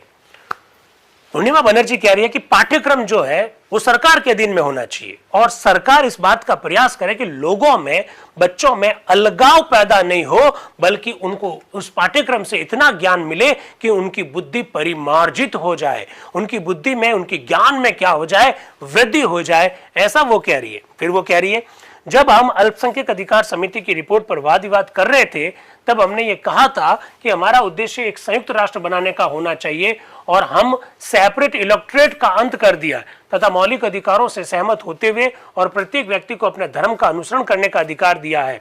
मुझे विश्वास है कि आप कैसी भी सरकार बनाए, जब तक राज्य का एक सदस्य दूसरे सदस्य के धर्म की प्रशंसा नहीं करता तब तक हमारे लिए संयुक्त भारत बनाना असंभव होगा। ऐसा पूर्णिमा बनर्जी बहुत सुंदर ढंग से बात को रखते हुए कह रही है। बड़ा अच्छा सा भाषण है पूर्णिमा बनर्जी का। इसके बाद में रेणुका रे आ रही है। रेणुका रे फिर आ रही है और वो क्या कह रही है, उनका क्या संशोधन है, जरा देखिएगा। वो कह रही है, राज्य द्वारा संचालित स्कूलों में कोई सांप्रदायिक धार्मिक शिक्षा नहीं दी जाएगी। राज्य द्वारा सहायता अथवा प्रमाणित यानी मान्यता प्राप्त किसी भी स्कूल या शिक्षण संस्थान में जाने वाले किसी भी व्यक्ति को ऐसी किसी धार्मिक शिक्षा में उपस्थित होने के लिए बाध्य नहीं किया जाएगा, ऐसा लिख दीजिए। ये कह रही है रेणुका रे। श्रीमान जी, मैं अनुभव करती हूं कि रिपोर्ट के निर्माताओं ने इस आशय को व्यक्त करना नहीं चाहा जो इस वाक्य खंड द्वारा व्यक्त होता है, अर्थात राज्य द्वारा या सरकारी कोष द्वारा संचालित स्कूलों में शिक्षा मत आश्रित हो, प्रजातंत्रात्मक पार्थिव। सरकार द्वारा सांप्रदायिक स्कूलों का संचालन नहीं किया जा सकता, उनको प्रमाणित किया जा सकता, सहायता दी जा सकती, परंतु उनका वस्तुत्व संचालित नहीं किया जा सकता। क्या बात कही उन्होंने कहा सरकार किसी भी प्रकार की धार्मिक शिक्षा नहीं दे सकती है, राज्य किसी भी प्रकार का धार्मिक शिक्षा नहीं दे सकता। हाँ, सरकार ऐसी संस्थाओं को सहायता दे सकती है, सरकार ऐसी संस्थाओं को मान्यता दे सकती है, लेकिन सरकार खुद इस प्रकार की शिक्षा नहीं दे सकती है। ऐसा रेणुका रे 30 अगस्त 1947 को अपने उद्बोधन के अंतर्गत कह रही है। इसके बाद में अध्यक्ष आप कह रहे हैं कि भाई हमारे पास 2 संशोधन आए हैं, एक पूर्णिमा बनर्जी वाला आया है, एक रेणुका रे वाला आया है, तो इसके बारे में क्या विचार है सभा के, वो बताइए। उन्होंने तो अपना संशोधन रख दिया है। तो के संतानम साहब वापस बोल रहे हैं। वो कह रहे हैं, श्रीमान जी, श्रीमती रेणुका रे द्वारा पेश किया गया प्रस्ताव का मैं जोरदार समर्थन करता हूं। मेरे विचार से वह उप समिति के आशय को पूर्ण रूप से व्यक्त करता है। हमारे देश में एक ही धर्म में अनेकों प्रकार के मत हैं। हम चाहते हैं कि ग्राम पंचायतें शिक्षा पर नियंत्रण रखें। हम चाहते हैं कि स्थानीय संस्थाएं शिक्षा पर नियंत्रण रखें। किसी विशेष क्षेत्र के विशेष भाग में किसी विशेष हिंदू मत का प्राधान्य हो। हम ये नहीं चाहते हैं कि शैवों को शैव मत की शिक्षा मिले, वैष्णवों को वैष्णव मत की शिक्षा मिले तथा लिंगायतों को लिंगायत मत की शिक्षा मिले। हम ऐसे वाद विवादों के लिए तनिक भी गुंजाइश नहीं रखना चाहते। अतः यह आवश्यक है कि राज्य द्वारा संचालित समस्त स्कूलों में किसी भी प्रकार की कोई धार्मिक शिक्षा नहीं हो, ऐसा के.एम. मुंशी जी कह रहे हैं। अन्य एजेंसियों को स्कूल समय से परे इस प्रकार की शिक्षा देने दीजिए, वह बिल्कुल ही एक भिन्न वस्तु है। वो कह रहे दूसरी संस्थाएं जो धार्मिक शिक्षा देती है उनको देने दीजिए, लेकिन सरकारी शिक्षण संस्थानों में इस प्रकार की व्यवस्था नहीं होनी चाहिए। वह बिल्कुल ही एक भिन्न वस्तु है। इस प्रकार से मैं धार्मिक शिक्षा का विरोध तो नहीं कर रहा हूं। वो क्या कह रहे हैं, मैं धार्मिक शिक्षा का विरोध तो नहीं कर रहा हूं और ना ही मैं किसी सांप्रदायिक धार्मिक शिक्षा का ही विरोध कर रहा हूं, परंतु हमारे सरकारी स्कूल पूर्ण रूप से अलग होना चाहिए। वे समस्त धार्मिक वाद विवादों की सीमा से परे होने चाहिए। इसलिए यह संशोधन कहता है कि जहां राज्यों द्वारा स्कूल का संचालन हो उसमें किसी भी प्रकार की सांप्रदायिक शिक्षा, धार्मिक शिक्षा नहीं होनी चाहिए। बात अटक गई सरकारी शिक्षण संस्थानों के नाम पर। के.एम. मुंशी जी कह रहे बिल्कुल सही बात है, दूसरी संस्थाएं अपने स्कूलों में धार्मिक शिक्षा देती है, हमें कोई ऐतराज नहीं है, लेकिन सरकार के शिक्षण संस्थानों में धार्मिक शिक्षा नहीं दी जाएगी, ऐसा वो कह रहे हैं। फिर वो आगे कह रहे हैं, समिति के आशय को ये और भी अधिक उपयुक्त और पूर्ण रूप से व्यक्त करता है। यदि कोई संस्था राज्य द्वारा प्रमाणित की जाती है अथवा मतलब मान्यता दी जाती है अथवा उसे राजकोष से सहायता दी जाती है तो वहां अनिवार्यता नहीं होनी चाहिए। किसी सहायता प्राप्त स्कूल में धार्मिक शिक्षा दी जा सकती है। क्या बात कही है उन्होंने, कहा किसी सहायता प्राप्त स्कूल में धार्मिक शिक्षा दी जा सकती है, लेकिन जो खुद संस्थान सरकारी हो वह धार्मिक शिक्षा नहीं दी जाएगी। आगे वो कह रहे हैं, परंतु जहां किसी छोटे बालक के माता पिता तथा स्वयं वयस्क विद्यार्थी ऐसी कक्षाओं में उपस्थित होना नहीं चाहते हैं तो उसे किसी प्रकार की सजा नहीं दी जाएगी। जिनके माता पिता अपने बच्चों को या कोई ऐसे वयस्क बच्चे जो इस प्रकार की धार्मिक शिक्षा प्राप्त नहीं करना चाहते, उन्हें आप मजबूर नहीं कर सकते हो, उन्हें आप किसी भी प्रकार की सजा नहीं दे सकते हो। ऐसा के.एम. मुंशी जी कह रहे हैं। उसे इस प्रकार की धार्मिक शिक्षा से अनुपस्थित रहने दिया जाए। वाह क्या बात है। जिनके माता पिता अपने बच्चों को धार्मिक शिक्षा नहीं दिलवाना चाहते या ऐसे वयस्क बच्चे जो धार्मिक शिक्षा वाली क्लासों में नहीं बैठना चाहते तो उन्हें आप मजबूर नहीं कर सकते हो, उन्हें आप सजा नहीं दे सकते हो, उन्हें आप किसी भी प्रकार से प्रताड़ित नहीं कर सकते हो। मैं समझता हूं ये दोनों वाक्य खंड मौलिक है और मैं आशा करता हूं कि सभा इसे स्वीकार कर लेगी। अब आ रहे हैं एच.वी. पातस्कर साहब जो कि बॉम्बे से है, आगे लिखा हुआ है जनरल। हाँ, आशीष भाई कह रहे हैं सर मदरसों में दी जाती है और उनको गवर्नमेंट फंड भी देती है। बिल्कुल आशीष भाई, मैंने यही तो कहा कि सरकार से सहायता प्राप्त शिक्षण संस्थाओं में दी जा सकती है और मदरसे तो वैसे भी भारतीय संविधान के अनुच्छेद 30 के अंतर्गत आते हैं, जहां पर बात लिखी हुई है कि सभी अल्पसंख्यकों को अपनी शिक्षण संस्थानों की स्थापना करने का अधिकार होगा। अनुच्छेद 28 ओवरऑल है, अनुच्छेद 30 पर्टिकुलर है, ऐसा मैं कहना चाहता हूं। जूम का पासवर्ड क्या है सर? जूम का पासवर्ड आज लेकर क्या करेंगे? आज लास्ट दिन है अपना 30 अगस्त संविधान सभा के जो 5वें सत्र का अंतिम दिवस है, इसलिए आज पासवर्ड का कोई मतलब ही नहीं रहेगा।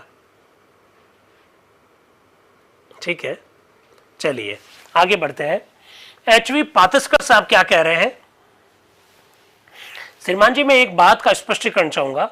वाक्य खंड में कहा गया स्कूल में जाने वाले किसी व्यक्ति को, आरंभ में दुलेकर ने सुझाव रखा था कि इस शब्द में स्कूल शब्द हटा दिया जाए और शिक्षण संस्थान शब्द रख दिया जाए।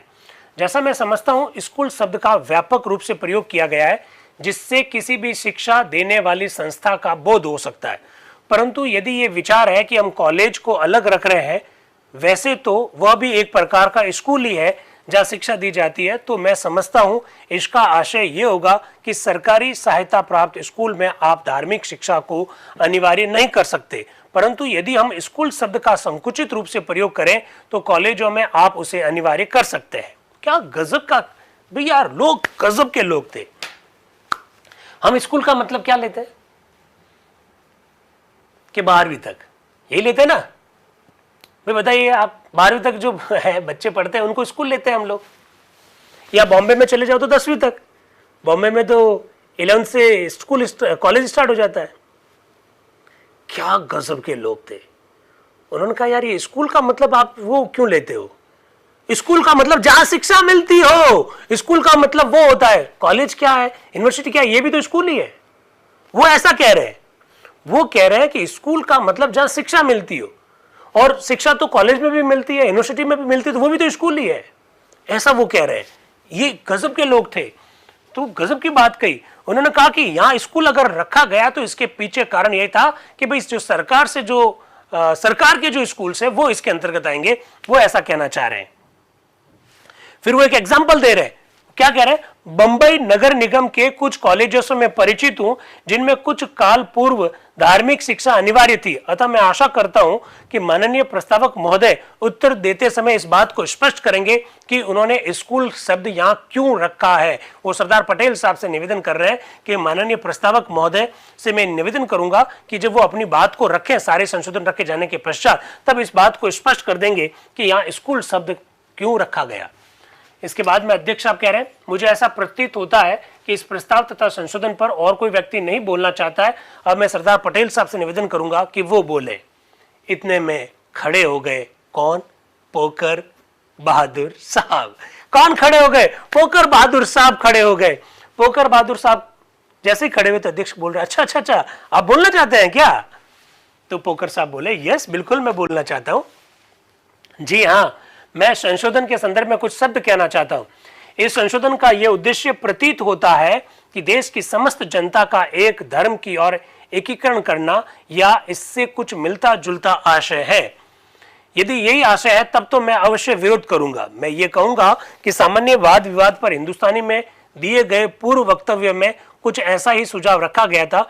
वास्तव में मैं उसका अनुसरण नहीं कर सका और मुझे उस पर विचार करने का अधिकार नहीं है, परंतु सामान्यतः मैं ये कहूंगा कि समस्त धर्मों के एकीकरण करने का या सरकारी स्कूलों में ऐसी शिक्षा देने का जिसका आशय धर्म के एकीकरण से हो, प्रयत्न करना मौलिक अधिकारों या अन्य वाक्य खंडों के सर्वथा विरुद्ध है, जिसको हमने स्वीकार कर लिया। श्रीमान जी, मैं बताना चाहता हूं कि इसको स्वीकार करना अन्य वाक्य खंडों के विरोध में होगा और यह मौलिक अधिकारों के प्रतिकूल होगा जिन पर हम अब तक कार्य करते रहे हैं, ऐसा पोकर साहब अपने उद्बोधन में कह रहे हैं।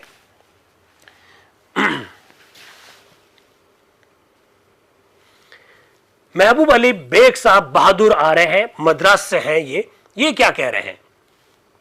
ये एक महत्वपूर्ण विषय है और मैं मूल प्रस्ताव को ज्यादा अहमियत दूंगा, अर्थात जैसा कि समिति द्वारा बनाया गया है।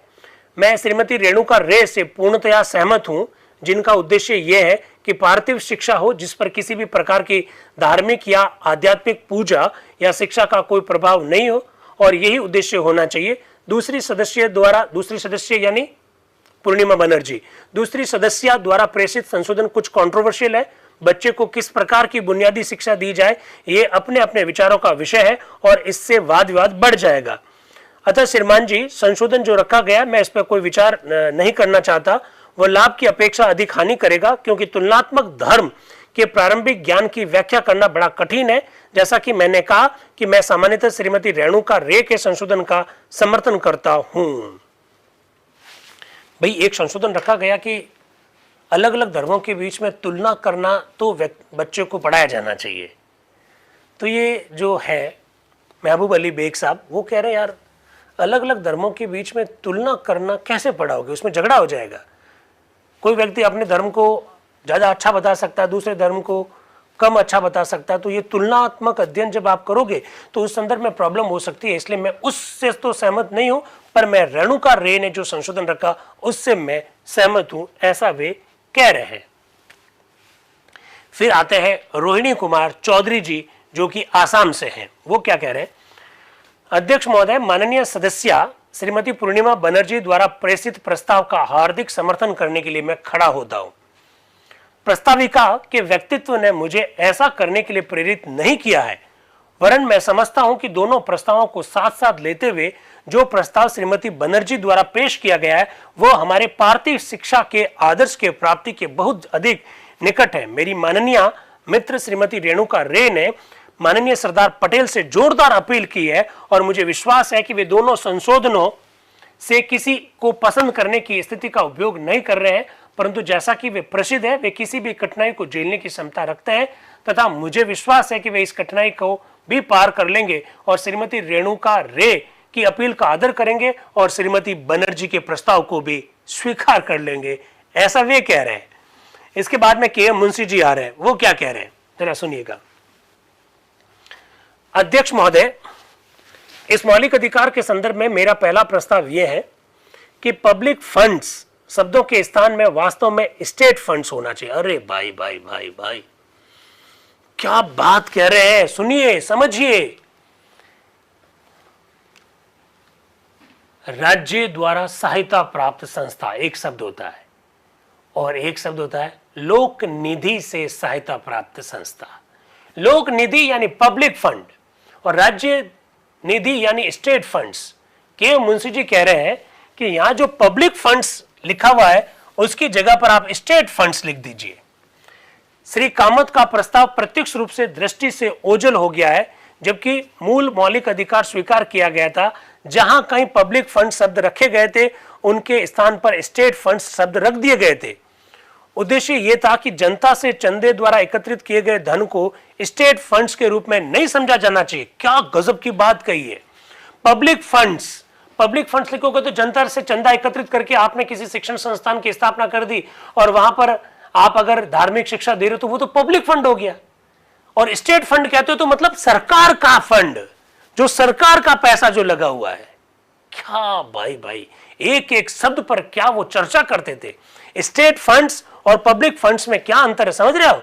अभी गणेश चतुर्थी आने वाली है, कॉलोनी में मोहल्लों में बच्चे आए होंगे आपके घरों में भी, कहा होगा 500 रुपए दो, चंदा दो, 1000 रुपए दो, हम गणेश जी की स्थापना करेंगे। फिर दुर्गाष्टमी आएगी जब दुर्गा माँ की स्थापना करेंगे, ऐसा मूर्तियों की स्थापना करेंगे और फिर विसर्जन का कार्यक्रम होता है। जैसे अभी कृष्ण जन्माष्टमी गई थी तब भी इसी प्रकार के बच्चों ने कार्यक्रम किए, हमसे चंदा मांगा, हमने दिया। वो पब्लिक फंड है, वो पब्लिक फंड है, स्टेट फंड नहीं है। ये खूबसूरती है संविधान सभा की बहस पर चर्चा करने की। के मुंशी जी कह रहे साहब यहाँ आपने लिखा ना कि पब्लिक फंड से स्थापित शिक्षण संस्थानों में धार्मिक शिक्षा नहीं दी जाएगी, उसको हटाओ, पब्लिक फंड मत लिखो, उसकी जगह पर क्या लिखो, स्टेट फंड। तो मेरे ऐसे मित्र जो पीएचडी वगैरह कर रहे हैं, जो शोध वगैरह कर रहे हैं, वो थोड़ा सा ध्यान दें, रिसर्च करते समय आप इन शब्दों पर बहुत बारीकी से ध्यान दें। भारत का संविधान जब आप चर्चा कर रहे होते हैं तो एक एक शब्द पर हमारे संविधान सभा के सदस्यों के क्या विचार थे उन पर जाइए। आप संविधान के विभिन्न अनुच्छेदों में ये जो खूबसूरतियां हैं, उन्होंने क्या सोचकर पब्लिक फंड की जगह स्टेट फंड लिखा, क्या सोचकर सुझाव की जगह सलाह लिखा, क्या सोचकर परामर्श लिखा, क्या सोचकर अनिवार्यता लिखा, क्या सोचकर सहमति शब्द लिखा, इन सब का अर्थ अलग अलग है। आप एडवाइस लेते हो, आप किसी से सजेशन लेते हो, आप किसी से परमिशन लेते हो, अलग अलग शब्द है कि नहीं है, ये सारी बातें अलग अलग है भाई, ये बातें आपको जाननी चाहिए। वो कह रहे हैं कि इसलिए मैं प्रस्तावक महोदय से प्रार्थना करूंगा कि इस मौखिक परिवर्तन को स्वीकार किया जाए और पब्लिक फंड की जगह पर क्या लिख दिया जाए, स्टेट फंड लिख दिया जाए। मेरा दूसरा निवेदन श्रीमती बनर्जी द्वारा पेश किए गए संशोधन के संदर्भ में है। उद्देश्य चाहे कितना भी शक्तिशाली क्यों ना हो, सभा को यह स्मरण रखना चाहिए कि यह न्यायालय जाने वाला अधिकार है, अतः इसके एक एक शब्द का विभिन्न उच्च न्यायालय और सुप्रीम कोर्ट के द्वारा वाद विवाद होगा, विचार विमर्श होगा और निर्णय होगा। श्रीमती बनर्जी का संशोधन न्यायालय जाने वाले अधिकार के समान कानून बन जाता है तो ये स्थिति होगी। एक स्कूल में धार्मिक शिक्षा दी जाती है, सबसे पहला प्रश्न किसी मित्र अथवा उत्साही व्यक्ति द्वारा उठाया गया कि क्या वह तुलनात्मक धर्म के आरंभिक ज्ञान के रूप में होगा। वो कह रहे हैं कि भाई हम लोग कोई भी शब्द जोड़ो तो बहुत सोच समझ कर जोड़ना, क्योंकि हम जिन अधिकारों की चर्चा कर रहे हैं उन सारे अधिकारों के संदर्भ में लोग कोर्ट में जा सकते हैं, कोर्ट उसके बाद में उसका इंटरप्रिटेशन करेगा। तो संविधान में एक एक शब्द लिखते समय इस बातों को भी आप जरूर ध्यान रखिएगा, ऐसा कह रहे हैं। क्या गजब की बात कही है। ठीक है, मुझे इसमें संदेह नहीं है कि मेरे हम पेशे सदस्य इस बात का यथेष्ट प्रकाश डालने में खुश होंगे कि इस प्रकार के न्यायालय में जाने वाला अधिकार क्या है तथा क्या नहीं है। तो एक सदस्य कह रहे हैं क्या फीस के लिए कोर्ट में जाएंगे, तो के एम मुंशी जी कह रहे हैं हाँ, बहुत अच्छी फीस के लिए। फिर उन्हें यह विचार करना होगा कि किसी विशेष प्रकार की शिक्षा सांप्रदायिक पृथकता तो उत्पन्न नहीं करती है। इन सब के लिए मेरी समझ में काफी मुकदमेबाजी की आवश्यकता हो जाएगी। के एम मुंशी जी कह रहे हैं कि शब्द बहुत तोल मोल के रखो ताकि कोर्ट में कम से कम जाना का अवसर मिले।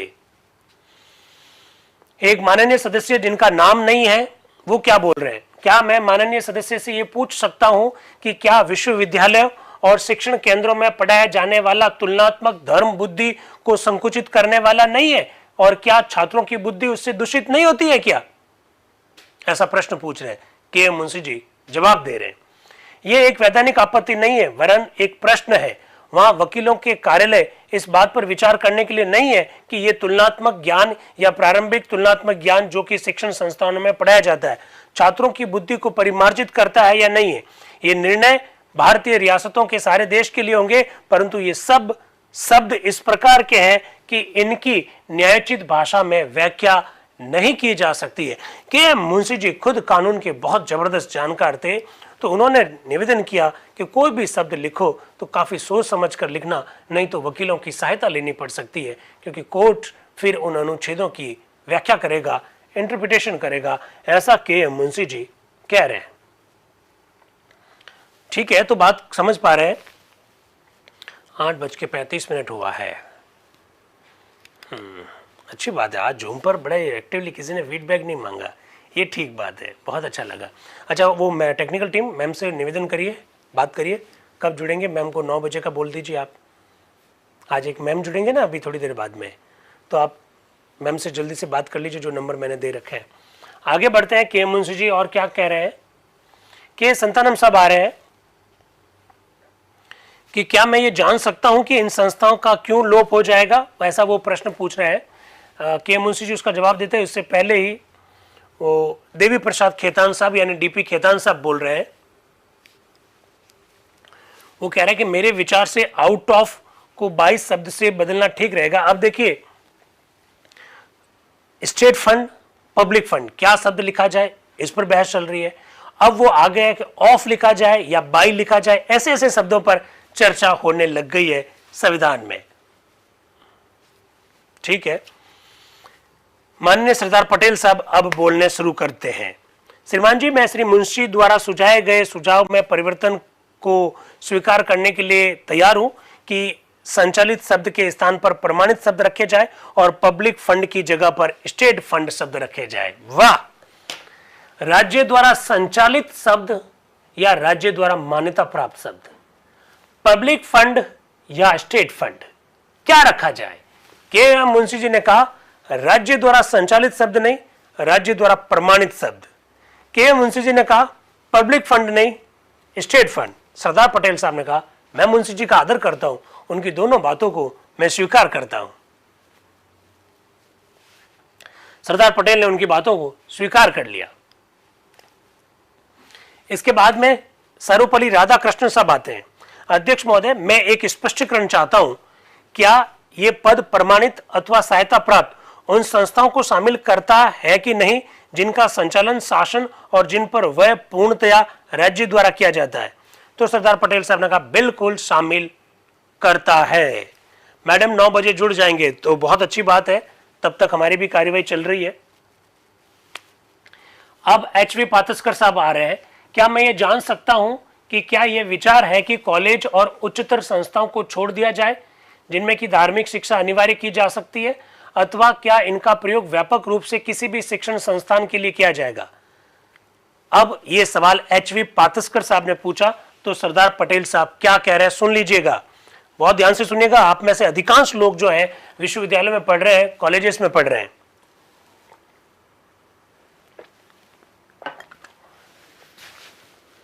प्रश्न है कि धार्मिक शिक्षा नहीं दी जाएगी, कहां? स्कूलों में कि शिक्षण संस्थाओं में? 30 अगस्त 1947 की चर्चा चल रही है। प्रावधान जब रखा गया तो शब्द रखा गया स्कूल। कुछ लोगों ने सुझाव दिया, कुछ लोगों ने संशोधन रखा, स्कूल हटा दो, शिक्षण संस्थान लिख दो। शिक्षण संस्थान लिख दोगे तो फायदा यह होगा कि स्कूल भी आ जाएंगे, कॉलेज भी आ जाएंगे, विश्वविद्यालय भी आ जाएंगे। एक ने जवाब दिया, अरे स्कूल मतलब स्कूल होता है, स्कूल का मतलब वो नहीं होता जो आप समझते हो। स्कूल मतलब जहां पढ़ाया जाता है, उसमें विश्वविद्यालय भी आते हैं, उसमें कॉलेजेस भी आते हैं। तो एचवी पातस्कर साहब पूछ रहे हैं सरदार पटेल साहब से, कह रहे भाई बताओ ना फाइनल क्या निर्णय लिया है, स्कूल का क्या मतलब है, उसमें कॉलेज और महाविद्यालय आते हैं एक नहीं आते हैं? तो सुन लीजिएगा सहदेव जी कि स्कूल में क्या आता है, खाली स्कूल ही आता है या कॉलेज ही आते हैं या विश्वविद्यालय भी आते हैं? सरदार पटेल साहब जवाब दे रहे हैं। जवाब, माननीय सरदार वल्लभ भाई पटेल, वह कॉलेजों को शामिल नहीं करता है। स्कूल मतलब स्कूल जहां बच्चे पढ़ते हैं, उसमें कॉलेजेस नहीं आते हैं, उसमें यूनिवर्सिटीज नहीं आते हैं। ऐसा सरदार पटेल साहब ने 30 अगस्त 1947 को संविधान सभा में कहा। अब अध्यक्ष साहब क्या बोल रहे हैं, अब मैं वोट ले लूं, विभिन्न संशोधनों पर मत ले लूं, संविधान सभा क्या कहती है इसके ऊपर वोट ले लूं क्या? पहला संशोधन श्रीमती पूर्णिमा बनर्जी का है, वोट ले लूं क्या उसके ऊपर? तो कहा ले लो। पूर्णिमा बनर्जी के संशोधन को संविधान सभा ने अस्वीकार कर लिया, संशोधन अस्वीकार कर लिया। दूसरा संशोधन रेणुका रे का है। रेणुका रे का संशोधन जैसे रखा गया, के मुंशी जी बीच में बोल गए। के मुंशी जी बोल रहे हैं, मैं ये जानना चाहता हूं कि क्या माननीय प्रस्ताविका महोदया ने प्रमाणित शब्द को संचालित शब्द के स्थान से स्वीकार कर लिया है? ऐसा वो पूछ रहे हैं बीच में। तो अध्यक्ष कह रहे हैं मूल प्रस्ताव में राज्य द्वारा संचालित है, मैं समझता हूं उन्होंने इसे स्वीकार कर लिया है। जितने में हृदयनाथ कुंजरू जी बोलते हैं, मैं संशोधन को ठीक अर्थ नहीं समझ सका, थोड़ा सा मुझे बताओ कि वल्लभ भाई पटेल द्वारा स्वीकृति का यह अर्थ है कि उन स्कूलों का संबंध नहीं है जिनका राज्य द्वारा संचालन होता है, वरना केवल उन स्कूलों के जो है लिए हैं जो राज्य द्वारा प्रमाणित है अथवा राज्य कोष से सहायता प्राप्त करते हैं। माननीय हृदयनाथ जी कुंजरू साहब बीच में खड़े होते हैं और वो कह रहे यार मुझे एक बात समझ में नहीं आई है। सरदार पटेल साहब ने कहा स्कूल मतलब स्कूल, उसमें कॉलेज और विश्वविद्यालय नहीं। ठीक है, मैं समझ गया, पर मुझे ये तो बताओ कि स्कूल कौन से, सरकार द्वारा संचालित स्कूल या सरकार द्वारा मान्यता प्राप्त स्कूल या सरकार द्वारा सहायता प्राप्त स्कूल, कौन से स्कूल? मुझे तो अभी भी समझ में नहीं आ रहा है, ऐसे हृदयनाथ जी कुंजरू कह रहे हैं। तो अध्यक्ष जितने में बोलते हैं, श्रीमती रेणुका रे ने अपना प्रस्ताव वापस लेने के लिए कहा है। मैं मूल प्रस्ताव को रखता हूं। श्रीमती रेणुका रे ने अपना प्रस्ताव भी वापस ले लिया। पूर्णिमा बनर्जी वाला संशोधन जो था वो तो संविधान सभा ने अस्वीकार कर दिया, रेणुका रे ने अपना संशोधन वापस ले लिया। अब हृदयनाथ कुंजरू जी वापस बोल रहे हैं। सरदार वल्लभ भाई पटेल ने कहा था कि वे श्री मुंशी द्वारा पेश किए गए संशोधनों को स्वीकार करेंगे और मैं विश्वास करता हूं कि यदि इन संशोधनों को स्वीकार किया जाता है तो यह वाक्य खंड इस प्रकार से हो जाएगा। कैसा हो जाएगा? राज्य द्वारा प्रमाणित अथवा राजकोष द्वारा सहायता प्राप्त किसी स्कूल में जाने के लिए किसी व्यक्ति को बाध्य नहीं किया जाएगा। क्या मेरी बात सही है? तो अध्यक्ष कह रहे हैं मैं उसी प्रस्ताव को जैसा कि आपने पढ़ा है सभा के सामने ला रहा हूं। तो के मुंशी जी कह रहे हैं राजकोष के स्थान में राज्य द्वारा प्रमाणित अथवा सहायता वाला शब्द ठीक रहेगा, क्योंकि राजकोष द्वारा प्रमाणित नहीं किया जा सकता है, वह केवल मसौदा बनाने का विषय है। तो अध्यक्ष बोल रहे हैं वाक्य इस प्रकार पढ़ा जाएगा। किस प्रकार से? राज्य द्वारा प्रमाणित अथवा राजकोष द्वारा सहायता प्राप्त किसी स्कूल में जाने वाले शब्द इस प्रकार से।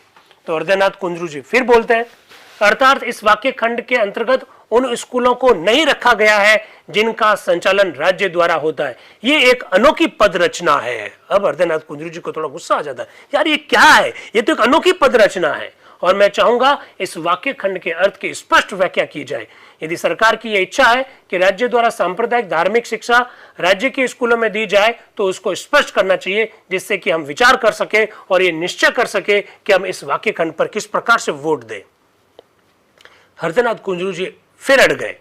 उन्होंने कहा यार अभी भी मुझे स्पष्ट नहीं है कि राज्य द्वारा संचालित, राज्य द्वारा मान्यता प्राप्त और राज्य द्वारा सहायता प्राप्त, ये तीनों शब्द को स्पष्ट करो, मैं अभी भी समझ में नहीं आ रहा हूं। और अगर आप ये कह रहे हो कि राज्य द्वारा संचालित और राज्य द्वारा राज्य द्वारा मान्यता प्राप्त और राज्य द्वारा सहायता प्राप्त संस्थाओं में धार्मिक शिक्षा नहीं दी जाएगी, लेकिन राज्य द्वारा संचालित शिक्षण संस्थानों में धार्मिक शिक्षा दी जाएगी, तो फिर अगर यह मतलब है तो फिर हमको नए सिरे से इसके ऊपर सोचना होगा, ऐसा वो कहना चाह रहे हैं।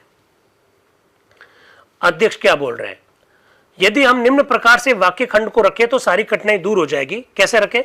राज्य द्वारा प्रमाणित, देखिए अब आ रहा है, राज्य द्वारा प्रमाणित अथवा संचालित अथवा राजकोष द्वारा सहायता प्राप्त किसी स्कूल में जाने वाले किसी व्यक्ति इत्यादि, तीनों शब्द कह दिया अध्यक्ष ने कि अरे कुंजरू साहब क्यों नाराज हो रहे हो? सुनिए, नया वाक्य शब्द है। क्या है? राज्य द्वारा संचालित, राज्य द्वारा प्रमाणित, राज्य द्वारा सहायता प्राप्त किसी भी स्कूल में धार्मिक शिक्षा नहीं दी जाएगी, यह शब्द है।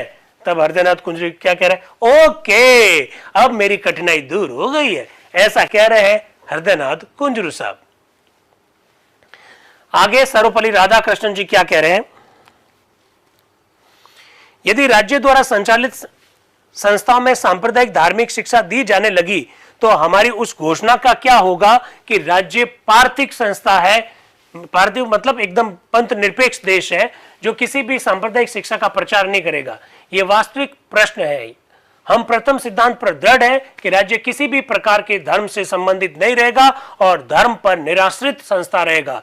दूसरे शब्दों में हम अनेकों धर्म वाला राज्य है, ऐसा सर्वपल्ली राधाकृष्णन कह रहे हैं। तो अब शब्द क्या आ गया? राज्य द्वारा संचालित, राज्य द्वारा प्रमाणित, राज्य द्वारा सहायता प्राप्त स्कूल में कोई धार्मिक शिक्षा नहीं दी जाएगी। सर्वपल्ली राधाकृष्णन कह रहे हैं अरे भाई इसमें बताने की जरूरत ही नहीं है। राज्य द्वारा संचालित शिक्षण संस्थानों में भी धार्मिक शिक्षा अगर दी जाएगी तो हमारा जो मूलभूत सिद्धांत है कौन सा, कि हम पंथ निरपेक्ष है, इसका क्या हो जाएगा? उल्लंघन हो जाएगा। इसलिए इसका मतलब तो यही होता है जैसा कि बताया गया है, ऐसा वो कहना चाह रहे हैं। अब आ रहे हैं सरदार पटेल साहब। क्या बोल रहे हैं सरदार पटेल साहब? श्रीमान जी कुछ गड़बड़ी है। लो, अब क्या गड़बड़ी है यार? अब क्या गड़बड़ी है देखते हैं। श्रीमान जी, कुछ गड़बड़ी है। जहां तक राज्य द्वारा पूर्णतया संचालित किसी स्कूल से संबंध है, हम उन मौलिक अधिकारों को लागू करके कुछ नहीं कर सकते हैं जिनके लिए न्यायालय ले जाने का इलाज बता दिया गया, क्योंकि ये ब्रिटिश भारत तक ही सीमित नहीं है, ये समस्त भारत अर्थात भारतीय संघ को लेता है। अतः कोई प्रादेशिक इकाई जो कि रियासत है, हैदराबाद का उदाहरण ले लीजिए, पूर्णतया अपना स्कूल संचालन करना चाहती है, जिसमें वो धार्मिक शिक्षा रखना चाहती है, वो बाध्य कर सकती है, परंतु हम उसका इलाज नहीं कर सकते, जिसके द्वारा कोई व्यक्ति न्यायालय जा सके और कहे आप यहां धार्मिक शिक्षा नहीं दे सकते। मैं समझता हूं इस अवस्था में अभी ये उचित नहीं है, इसलिए राजकोष द्वारा प्रमाणित अथवा सहायता प्राप्त शब्द रखे गए। फिर प्रॉब्लम। अध्यक्ष ने कहा राज्य द्वारा संचालित, राज्य द्वारा प्रमाणित, राज्य द्वारा सहायता प्राप्त। सरदार पटेल साहब ने कहा नहीं। सरदार पटेल साहब ने कहा राज्य द्वारा मान्यता प्राप्त यानी प्रमाणित तथा राज्य द्वारा सहायता प्राप्त। राज्य द्वारा संचालित शब्द हम नहीं लिखेंगे, सरदार पटेल साहब ऐसा कह रहे हैं। फिर आगे देखना क्या होता है। एमएस अणे साहब आ रहे हैं। श्रीमान जी, मेरा एक संदेह है, राज्य शब्द का अर्थ केवल संघ से है क्या? वो कह रहे राज्य शब्द का मतलब क्या है, केवल संघ से है क्या, या इसमें प्रादेशिक इकाइयां भी है? आप बताओ तो जरा। भारत के संविधान के हिसाब से राज्य शब्द का क्या अर्थ है और भारतीय संविधान के किस अनुच्छेद में राज्य शब्द परिभाषित है? बताओ भाई यूट्यूब वालों, मोहित भाई, गौरव जी, नितेश जी, सानवी जी, बताओ विनोद जी, राज्य शब्द के अंतर्गत क्या आता है? राज्य शब्द कौन से अनुच्छेद में परिभाषित है? नरसिंह भाई ने बताया 12 एवं 36। क्या बात है। राज्य शब्द के अंतर्गत वे सारी संस्थाएं आती है भाई, जिसमें भारत सरकार भी है, राज्य सरकार भी है, कलेक्टर साहब भी है, ग्राम पंचायत भी है, नगर पालिका भी है, रिजर्व बैंक ऑफ इंडिया भी है, यूपीएससी भी है, एसएससी भी है, आरपीएससी भी है, विश्वविद्यालय भी है, स्कूल भी है। तो एमएस अणे साहब कह रहे भाई मुझे राज्य शब्द का मतलब क्या है, खाली संघ सरकार से है या इसमें राज्य सरकार भी है, ऐसा वो कह रहे हैं। तो अध्यक्ष कह रहे हैं, सरदार पटेल साहब कह रहे हैं राज्य में प्रादेशिक इकाइयां भी निहित है। तो दुलेकर साहब वापस पूछ रहे हैं, सूचना प्राप्त करने के आशय से श्रीमान जी मैं ये जानना चाहूंगा कि शब्द प्रमाणित और सहायता प्राप्त, ये प्रमाणित और सहायता प्राप्त है या प्रमाणित अथवा सहायता प्राप्त है? क्या गजब की बात कही है। प्रमाणित तथा सहायता प्राप्त है या फिर प्रमाणित अथवा सहायता प्राप्त है? अब जरा सुनिए आप, हम संविधान सभा की ये बहस क्यों समझ रहे हैं, हूबहू चर्चा क्यों कर रहे हैं? ये इसलिए तो कर रहे हैं ताकि आपको एक एक बात समझ में आए। आप देखिए शब्द लिखा हुआ है प्रमाणित तथा सहायता प्राप्त। दुलेकर साहब कह रहे हैं प्रमाणित तथा सहायता है या फिर प्रमाणित अथवा सहायता है। बड़ी गजब की बात है, बड़ा अंतर है इन दोनों में। तो सरदार पटेल साहब कह रहे हैं अथवा शब्द है, वहां पर एंड नहीं है, तथा नहीं है, क्या है? अथवा शब्द है। यह समझने की बहुत आवश्यकता है। अगर अथवा शब्द नहीं होता तो पता है क्या होता है? एक ऐसी संस्थान जो ना केवल प्रमाणित होनी चाहिए बल्कि सहायता प्राप्त करने वाली भी होनी चाहिए, दोनों शब्द आ जाते हैं।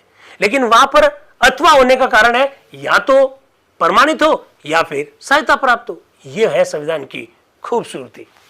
आगे जरा देखिएगा। अध्यक्ष साहब कह रहे हैं राज्य द्वारा प्रमाणित अथवा राज्य सहायता प्राप्त करने वाली संस्था है। दुलेकर साहब कह रहे हैं ओके, यदि अथवा शब्द है तो इसका आशय यह हुआ कि सांप्रदायिक संस्थाएं जो कि गैर सरकारी कोष द्वारा पूर्ण रूप से संचालित की जाती है, उनको सरकार द्वारा बिल्कुल ही प्रमाणित नहीं किया जाएगा, इसलिए अथवा शब्द वहां नहीं होना चाहिए, वहां तो तथा शब्द होना चाहिए। लो कर लो बात। सरदार पटेल साहब कह रहे हैं कि नहीं अथवा है, दुलेकर साहब कह रहे हैं नहीं अथवा नहीं, आप तथा लिखो। तो सरदार पटेल साहब कहेंगे क्यों लिखो तथा, अथवा सही है। वो कह रहे अथवा लिखने का घाटा है। अथवा लिखने का घाटा क्या है कि वो सहायता तो प्राप्त करेगी लेकिन सरकार से मान्यता प्राप्त नहीं करेगी। दुलेकर साहब कह रहे हैं कि भाई साहब पहले मान्यता प्राप्त कराओ फिर सहायता प्राप्त करो, इसलिए तथा लिखो, अथवा मत लिखो। ये है संविधान की खूबसूरतियां। समझ पा रहे हैं कड़ेला साहब? इसको समझने की बहुत आवश्यकता है। गजब के लोग थे यार, गजब के लोग थे। मैं हर दिन ये बात कहता हूं कि संविधान सभा में देवदूत थे जिन्होंने इतना खूबसूरत संविधान बना कर दिया। संविधान की बारीकियों को समझने के लिए जब तक ये बातें नहीं समझी तब तक सारी बातें अधूरी है। संविधान के संदर्भ में अधिकांश भ्रांतियों का कारण यही है क्योंकि हमने उन देवदूतों की जो मेहनत है उस मेहनत को देखा ही नहीं है। मैं अक्सर ये कहता हूं, अक्सर ये कहता हूं, आंखें जिसे देख नहीं सकती, दिल उसके लिए रोता नहीं है। तो दिल तो तब रोएगा ना जब आप उस दर्द को अनुभूत करोगे। वो दर्द ही तो अनुभूत करवाना चाहते हैं। संविधान सभा ने किस दर्द को सहन किया, वो दर्द अनुभूत करवाना चाहते हैं। दुनिया का सबसे बड़ा योद्धा मां को कहा गया है। क्यों कहा गया? क्योंकि मां उस दर्द को जानती है, कोई और उस दर्द को नहीं जानता है। संविधान सभा के सदस्यों का दर्द, मुझे लगता है ये हमारी जो बहस है, ये जो हमारे विचार विमर्श है, इससे आपको महसूस होने लग गया होगा।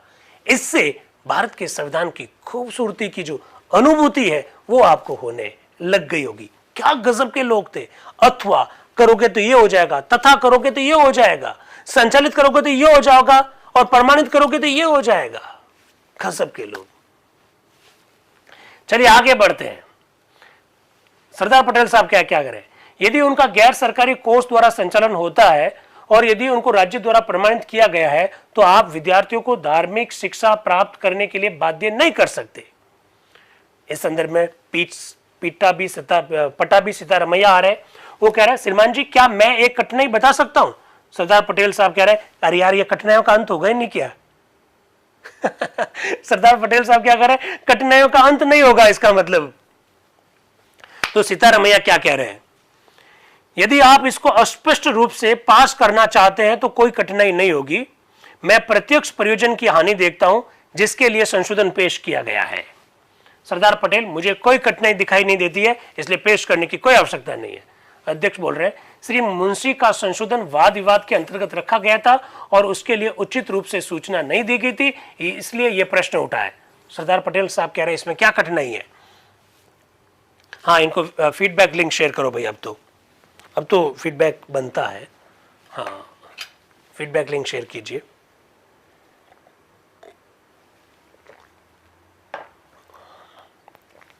फीडबैक लिंक इनको शेयर कर दीजिए। और मैम जुड़ गए। अब अपनी क्लास वैसे भी 10 से 15 मिनट की और बची है। ये आ गया है फीडबैक लिंक। आज बहुत ढंग से भर देना। हालांकि मैं रोजाना ये कहता हूं, जितने भी भाई बहन जुड़े हुए हैं उनसे मेरा निवेदन है कि अपना फीडबैक ढंग से देखकर भरिएगा। आज सर्टिफिकेट बनाने की प्रक्रिया शुरू हो जाएगी और कल तक सर्टिफिकेट पहुंच जाएंगे। अक्सर मैंने देखा है कि कुछ लोग कहते हैं कि हमारे संस्थान का नाम सही नहीं लिखा, मेरा नाम खुद का नाम सही नहीं लिखा है। तो अब जो है आपको ये फीडबैक लिंक शेयर कर दिया गया है।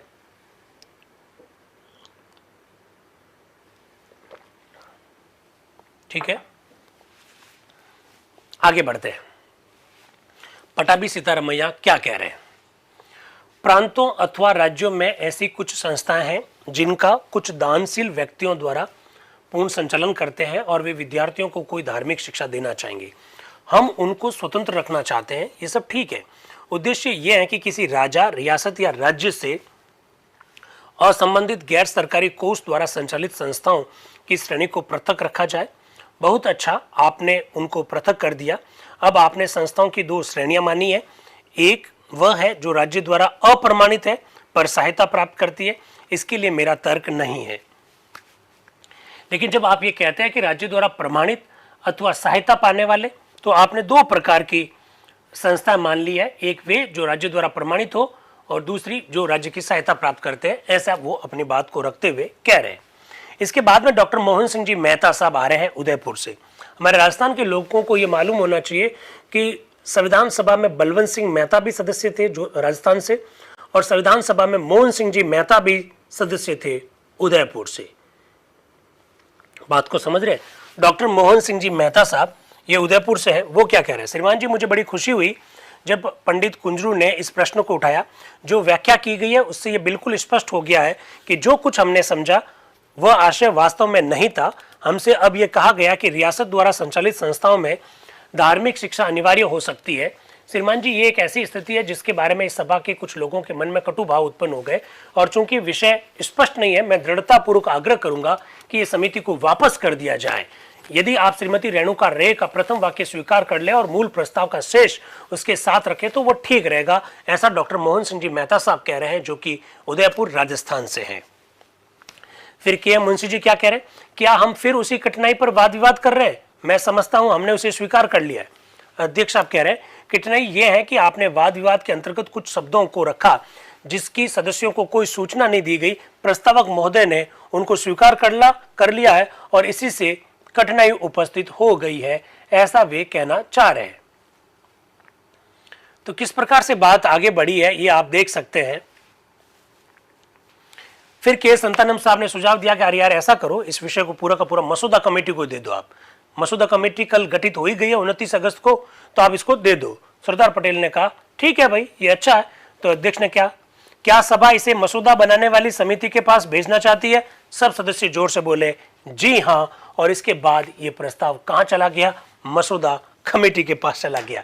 यानी सुबह से आज जिस विषय पर चर्चा कर रहे हैं कि शिक्षण संस्थानों में या स्कूलों में धार्मिक शिक्षा नहीं दी जाएगी, तो चर्चा हुई कि धार्मिक शिक्षा क्या है, चर्चा हुई कि स्कूल क्या है, चर्चा हुई कि राज्य द्वारा संचालित हो या राज्य द्वारा प्रमाणित हो या राज्य द्वारा सहायता प्राप्त संस्था हो। इस संदर्भ में खूब सारा कंफ्यूजन रहा। इसके बाद में इस विषय को किसको दे दिया गया? मसूदा समिति के पास भेज दिया गया ये विषय। अब क्या हुआ?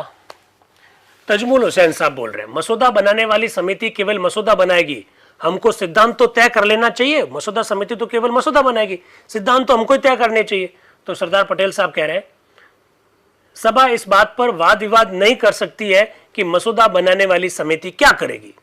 तो हृदयनाथ कुंजरू जी क्या कह रहे हैं, श्री पटेल का सुझाव श्रेष्ठतर है, हम इसे एक छोटी समिति के पास भेज दें और अपनी सिफारिशें मसूदा बनाने वाली समिति के पास भेज सकती। वो कह रहा है कि इस पूरे मामले को मसूदा समिति को मत भेजो, इस मामले में एक छोटी सी समिति बना लो और वो जो छोटी समिति है वो इसको मसूदा समिति के पास भेज देगी। मसूदा समिति के अध्यक्ष 29 को बने कि 30 को। अरे भाई, मसूदा समिति 29 को गठित हुई थी। मसूदा समिति की पहली बैठक 30 अगस्त को हुई थी और वह डॉक्टर BR अम्बेडकर साहब की अध्यक्षता में हुई थी। तो ऑब्वियसली 30 अगस्त को ही प्रारूप समिति, मसूदा समिति, मसविदा समिति, ड्राफ्टिंग कमेटी, पांडु लेखन समिति के अध्यक्ष के पद पर डॉक्टर BR अम्बेडकर साहब को नियुक्त किया गया था। यूट्यूब वालों नोट कर लेना, यूट्यूब वालों नोट कर लेना, 29 अगस्त को भले ही मसूदा समिति बनी हो, लेकिन 30 अगस्त को मसूदा समिति के अध्यक्ष बने थे डॉक्टर BR अम्बेडकर साहब। और डॉक्टर राजेंद्र प्रसाद जी जो कि संविधान सभा के अध्यक्ष थे, उन्होंने डॉक्टर BR अम्बेडकर साहब को उस मसूदा समिति का अध्यक्ष नियुक्त किया था। डेट उस दिन क्या थी? 30 तारीख थी, ये ध्यान रखना, आज ही के दिन। चलिए अब बात को आगे बढ़ाते हैं। कुल मिलाकर ये मामला चला गया आगे। अब अगला वाक्य खंड आ रहा है, अगला एक मुद्दा और आ रहा है। अगला लाया गया कि दबाव या अनुचित प्रभाव द्वारा एक धर्म से दूसरे धर्म में परिवर्तन करना कानून द्वारा प्रमाणित नहीं माना जाएगा। इस विषय पर चर्चा चल रही है। सरदार वल्लभ भाई पटेल साहब ने अपनी बात रखी। कमेटी ने इस प्रश्न पर वाद विवाद किया और सभा द्वारा अनेक सुझाव रखे गए और वाक्य खंड को समिति के पास वापस भेज दिया गया। इस वाक्य खंड पर जो कि प्रत्येक सिद्धांत की व्याख्या करता है, आगे विचार करने पर समिति इस परिणाम पर पहुंची है कि इसको मौलिक अधिकार के रूप में शामिल करना आवश्यक नहीं है, वर्तमान कानून के ये विरुद्ध है तथा किसी भी समय ये कानून के विरुद्ध हो सकता है, ऐसा सरदार पटेल साहब ने कहा। फिर अध्यक्ष डॉक्टर राजेंद्र प्रसाद जी ने आवाज दी कि कोई सदस्य इस विषय पर बात करना चाहता है क्या? तो M अनंत शामनम आयंगर साहब आए। वो क्या कह रहे हैं, ये दुर्भाग्य की बात है कि धर्म का प्रयोग किसी व्यक्ति की आत्मा की रक्षा करने के लिए नहीं किया जाता, बल्कि समाज को अनेक दलों में विभक्त करने के लिए किया जाता है। अभी हाल ही में मंत्रिमंडल की घोषणा के पश्चात और उसके बाद ब्रिटिश सरकार की घोषणा के पश्चात अनेक व्यक्तियों का धर्म परिवर्तन हुआ है। ये कहा गया है कि प्रांतीय सरकारों को यह अधिकार दे दिया गया है जिनके हवाले ये विषय है। वो कहना चाह रहे हैं एक्चुअली में किसी भी व्यक्ति को आप दबाव डालकर, अनुचित दबाव डालकर या किसी भी प्रकार का प्रलोभन देकर आप उससे धर्म परिवर्तन नहीं करवा सकते। इस प्रकार के प्रावधान पर चर्चा चल रही है। चर्चा आगे बढ़ी तो पहले अनंत शामनम आयंगर साहब और उसके बाद में R.V. धुलेकर साहब ने विचार रखे। धुलेकर साहब से आप अच्छी तरह से परिचित है, जो हिंदुस्तानी भाषा के बहुत बड़े समर्थक है। क्या कह रहे हैं, सभापति जी मेरी राय है जैसा इसमें क्लॉज रखा गया है वो रहना चाहिए। वर्तमान परिस्थिति में हर प्रकार की कोशिश इस बात की हो रही है कि किसी न किसी तरह से दोबारा इस मुल्क को, आबादी को खास तौर से एक पक्ष की तरफ बढ़ाया दिया जाए ताकि फिर इस बात की कोशिश की जाए कि इस मुल्क का दोबारा बंटवारा कर दिया जाए। ऐसा आरवी धुलेकर साहब कह रहे हैं कि कुछ लोग ऐसी कोशिश कर रहे हैं कि एक बार फिर हिंदुस्तान का धर्म के आधार पर विभाजन कर दिया जाए। फिर वो आगे बोलते हैं, मैं नहीं समझता कि हम इस प्रकार की बातों को सहन कर सकते हैं। हम पर आक्रमण हो रहे हैं। हम नहीं चाहते हैं कि धीरे धीरे भारतवर्ष की संख्या, हिंदुओं की संख्या और दूसरे समाज की संख्या और रोजाना कम होती रहे और 10 वर्ष के बाद वह ये कहे कि हम तो एक अलग राष्ट्र है, हमारी भावनाओं को कुचल देना वो चाहते हैं। इस प्रकार के भाव नहीं होने चाहिए, ऐसे आरवी धुलेकर साहब कह रहे हैं। अब आ रहे हैं सरदार पटेल साहब, वो क्या कह रहे हैं। इस वाद विवाद को बहुत कम किया जा सकता है यदि ये मान लिया जाए कि इस बात के औचित्य पर कोई मतभेद नहीं है कि जबरदस्ती किया गया धर्म परिवर्तन कानून द्वारा प्रमाणित नहीं होगा। सरदार पटेल साहब कह रहे हैं कि इस विषय पर हम लोग अपनी बात को सीमित कर सकते हैं अगर हम सभी इस बात को मान लें कि जबरदस्ती धर्म परिवर्तन करने पर सरकार उसे मान्यता नहीं देगी। अगर इस सिद्धांत को अगर हम लोग ग्रहण कर लेते हैं तो ज्यादा बहस करने की कोई आवश्यकता हमको नहीं पड़ेगी। हम अपने वाद विवाद को सीमित कर सकते हैं, ऐसा सरदार पटेल साहब कहते हैं। फिर वो कह रहे हैं कि जबरदस्ती धर्म परिवर्तन के औचित्य पर बात करना ही एकदम बिल्कुल मूर्खतापूर्ण है, इस पर प्रश्न किया ही नहीं जाना चाहिए। हम तो यह सैद्धांतिक रूप से स्वीकार करने के लिए तैयार हैं कि जबरदस्ती धर्म परिवर्तन किया गया तो सरकार यानी राज्य से किसी भी प्रकार की कोई मान्यता नहीं देगा। तो आरवी धुलेकर साहब कहते हैं ठीक है, मुझे यह स्वीकार है। इसके बाद में क्या हुआ, इसके बाद में हुसैन इमाम साहब कह रहे हैं, श्रीमान जी मैं कुछ सदस्यों के ढंग पर खेद प्रकट करता हूं जो बिना किसी तर्क के विवादास्पद विषय रखने के आदी पड़ गए। वो वास्तव में एक व्यर्थ सा हमला था जो कि पूर्व वक्ता ने बिना नाम बताए मुसलमानों पर किया। मुझे खेद है कि ऐसे वातावरण में जबकि हम मेल मिलाप करने का प्रयत्न कर रहे हैं, इस प्रकार की बातें कहना इस सुंदर वातावरण में रुकावट और हस्तक्षेप करने जैसा है। आरवी धुलेकर साहब कह रहे हैं, मैं पूछना चाहता हूं कि कोई व्याख्या देने से मुसलमान हुआ है क्या। फिर इस चर्चा को खत्म किया जाता है और अध्यक्ष साहब कह रहे हैं कि इसको मौलिक अधिकारों के अंतर्गत रख दो क्या। तो सभा ने कहा इसको रखा जा सकता है और इसके बाद में संविधान सभा ने इस प्रस्ताव को स्वीकार कर लिया। भारतीय संविधान का अनुच्छेद 30, आज का अनुच्छेद 30 ये कहता है कि सभी अल्पसंख्यकों को अपनी शिक्षण संस्थानों की स्थापना करने, उनका प्रबंधन करने का अधिकार होगा। वो प्रावधान सरदार पटेल साहब रख रहे हैं। कैसे रख रहे हैं, धर्म, जाति या भाषा में किसी भी आधार पर आश्रित किसी अल्पसंख्यक को सरकारी शिक्षणालय में दाखिल होने के विरुद्ध कोई भेदभाव नहीं बरता जाएगा और उनको किसी भी प्रकार की धार्मिक शिक्षा अनिवार्य रूप से दी जाएगी। एक भाई कह रहे हैं, उमेश कुमार जी, अगला सत्र कब से होगा सर जी। उमेश कुमार जी कहीं बाहर घूमने गए होंगे तो शायद इनका जवाब आप ही दीजिए। जूम वालों, आप उमेश जी का जवाब दीजिए। क्या कमाल करते हैं, रोजना इस एक बात को 10 बार बोला आज। उमेश कुमार जी का जवाब आप जूम वाले ही दीजिए। ये पूछ रहे अगला सत्र कब से होगा। इससे आप अंदाज लगा सकते हैं कि उमेश कुमार जी इतनी देर तक कहाँ गए हुए थे। जवाब दीजिए। 27 बहन दुर्गा ने लिखा है, पर 27 कौन सा, 27 सितंबर, 27 अक्टूबर, 27 नवंबर, 27 दिसंबर, 27 जनवरी, ये तो लिखो, पूरा लिखो। इनको जवाब दो आप, ताकि एक्टिवली पार्टिसिपेट करें भाई। खैर, अब चर्चा आगे एकदम अंतिम अवस्था में पहुंच रही है चर्चा कि किस तरह से संविधान सभा में इस तरह के प्रावधानों पर एक एक करके सदस्य ने अपने विचार रखे और इसके बाद में सरदार वल्लभ भाई पटेल साहब ने एक एक करके उसका जवाब दिया। इसके बाद में एक कमेटी का अब गठन किया जा रहा है और वो कमेटी में कौन मेंबर आ रहे हैं। कमेटी में कुछ मेंबर आ रहे हैं जिसमें डॉक्टर मोहन सिंह जी मेहता साहब हैं एक मेंबर के रूप में, उसमें हृदयनाथ जी कुंजरू साहब आ रहे हैं। ये वही कमेटी है। कौन सी कमेटी, शिक्षण संस्थानों में धार्मिक शिक्षा दी जाएगी नहीं दी जाएगी, इस विषय पर एक उप समिति बनाई जा रही है जिसमें हमारे राजस्थान के डॉक्टर मोहन सिंह जी मेहता जो कि उदयपुर के हैं वो एक मेंबर बनाए जा रहे हैं। और कमेटी और सब कमेटी में फर्क क्या, ये बिल्कुल बताया जा चुका है। कमेटी का गठन संविधान सभा करती थी जबकि उप कमेटी या उप समिति का गठन संविधान सभा के अध्यक्ष करते थे।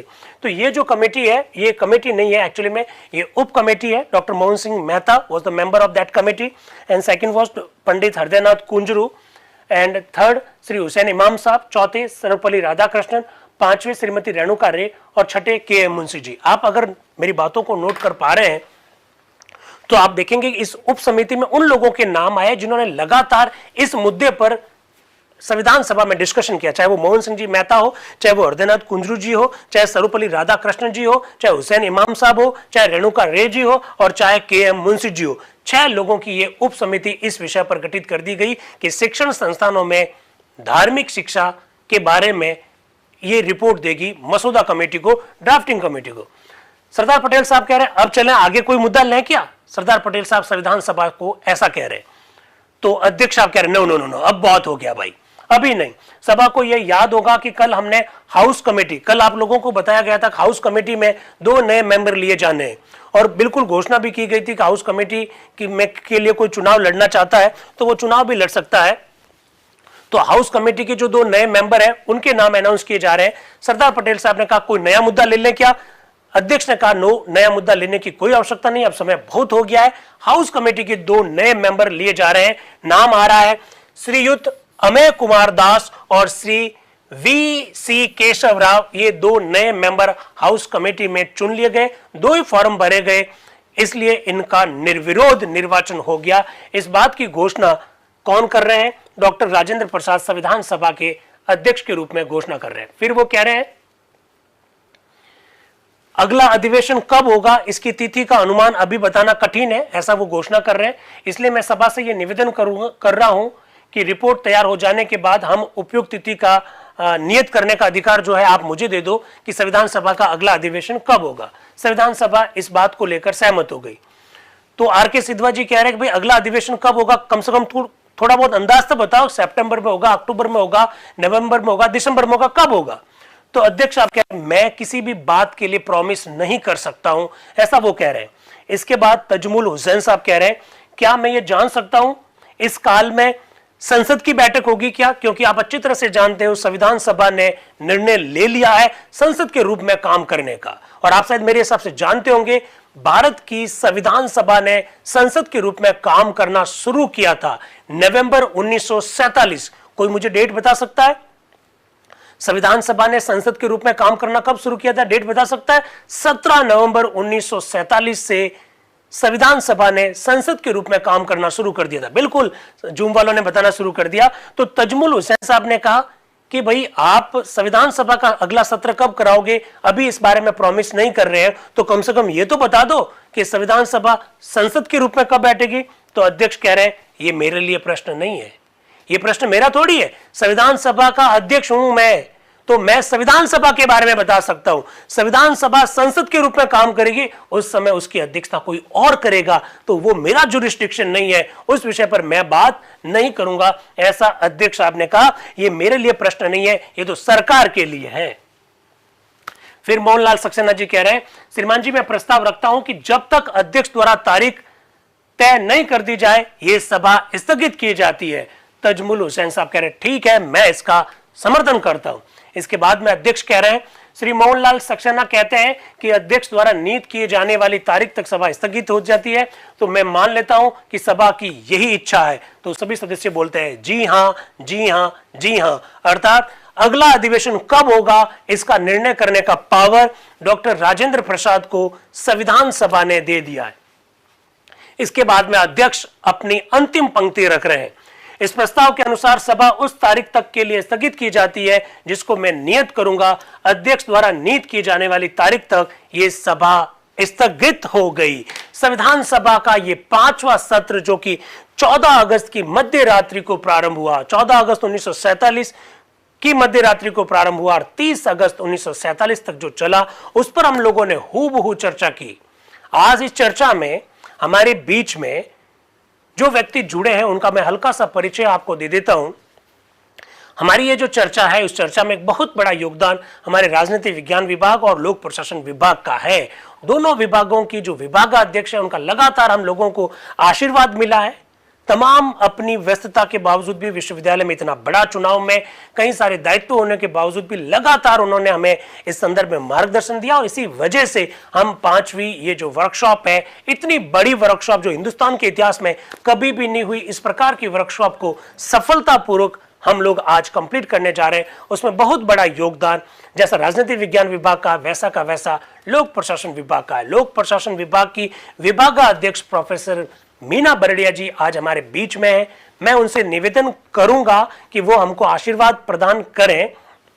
लेकिन एक बात जरूर मैं बताना चाहूंगा कि प्रोफेसर मीना बरड़िया जी न केवल लोक प्रशासन विभाग में विभागाध्यक्ष के रूप में काम कर रही है, बेसिकली आप राजनीति विज्ञान विभाग से हैं। हमारे विश्वविद्यालय में कई सारे दायित्वों का आप निर्वहन कर रही है।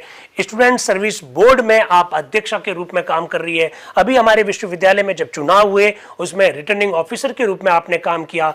इंटरनेशनल लेवल पर जो इंटरनेशनल पॉलिटिकल साइंस एसोसिएशन है उसमें जो आरसी है, उस आरसी के आप वाइस प्रेसिडेंट के रूप में, वाइस चेयरमैन के रूप में भी आप अभी भी काम कर रही है। आपकी कई सारी पुस्तकें हैं, कई सारे शोध पत्र हैं। सबसे बड़ी बात है, ये सब बातें तो है, मेरे ऊपर हमेशा एक मां के रूप में आप अपना आशीर्वाद देती रही है। ऐसे प्रोफेसर मीना बरड़िया जी से मैं निवेदन करूंगा कि हमारे संविधान सभा का ये जो 5वां सत्र आज जो कंप्लीट होने जा रहा है उसमें हमको आशीर्वाद प्रदान करें। Professor Meena Bardia ma'am.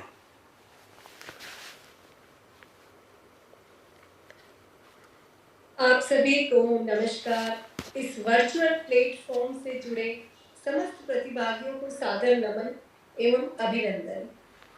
जय नारायण व्यास विश्वविद्यालय के राजनीति विज्ञान विभाग और लोक प्रशासन विभाग के साथ साथ नेहरू अध्ययन केंद्र द्वारा आयोजित संविधान सभा की जीवंत चर्चा और कार्यशाला जो जूम, यूट्यूब और फेसबुक के माध्यम से हो रही है, इसके 5वें सत्र के अंतिम दिन आज आप सभी से जुड़ते हुए अत्यंत गौरव और खुशी की अनुभूति हो रही है। स्वतंत्रता के 75वें वर्ष में आपको जैसा कि पता है, इस वर्ष हमने स्वतंत्रता का, आजादी का अमृत महोत्सव मनाया। तो इस स्वतंत्र भारत के इतिहास में ये जो अनूठी कार्यशाला हो रही है, ये एक मील का पत्थर साबित होगी। ज्ञातव्य है कि संविधान सभा के कुल 12 सत्र हुए थे तथा लगभग 3 वर्ष तक ये कार्य करती रही थी। इन सत्रों में संविधान सभा के विभिन्न सदस्यों ने अपने विचार रखे तथा तर्क दिए और इन विचारों को हूबहू आप लोगों के समक्ष रखा जा रहा है। YouTube पर होने के कारण हजारों लोग इन कार्यशालाओं से बाद में भी जुड़ जाते हैं, बाद में भी इसको देख सकते हैं। तो संविधान सभा की जो ये बहस है, ये क्यों जरूरी है या क्यों हमें देखना चाहिए? और ये जो बहस है, ये सिर्फ राजनीति विज्ञान विभाग के विद्यार्थियों के लिए ही जरूरी नहीं है, बल्कि हर नागरिक जो भारत का नागरिक है, इस स्वतंत्र भारत का स्वतंत्र नागरिक है, उसके लिए इसकी जानकारी होनी बहुत ही आवश्यक है। संविधान सभा की बहस को सुनने और जानने से संविधान के प्रति रुचि भी बढ़ती है और उस समय की चुनौतियों को समझा जा सकता है। क्योंकि जब भारत स्वतंत्र हुआ था, तब जो चुनौतियां भारत के सामने थी, हालांकि आज 75 वर्ष हो गए और हम काफी कुछ आगे निकल चुके हैं, लेकिन उस समय की चुनौतियों को समझने में एक बहुत बड़ा जो है योगदान इस संविधान सभा की कार्यवाही को जानने से हो सकता है। और सबसे महत्वपूर्ण बात यह है कि संविधान सभा के संबंध में और प्रावधानों के संबंध में जो भी भ्रांतियां हैं या जो भी डाउट्स है, वो जब हम इस कार्यवाही को पढ़ते या देखते हैं तो वो दूर होती हैं। जब इस कार्यशाला का उद्घाटन सत्र था 14 अगस्त को रात को, तो उद्घाटन सत्र में माननीय न्यायाधिपति गोविंद माथुर साहब ने भी कहा था कि जब न्यायपालिका के सामने कोई संवैधानिक मुद्दा आता है, तब संविधान सभा की बहस तथा टिप्पणियां हमारे लिए गाइड का काम करती है, यानी न्यायपालिका को भी राह दिखाने का काम ये संविधान सभा की बहस करती है। इसी से आपको इसका महत्व पता चल जाता है।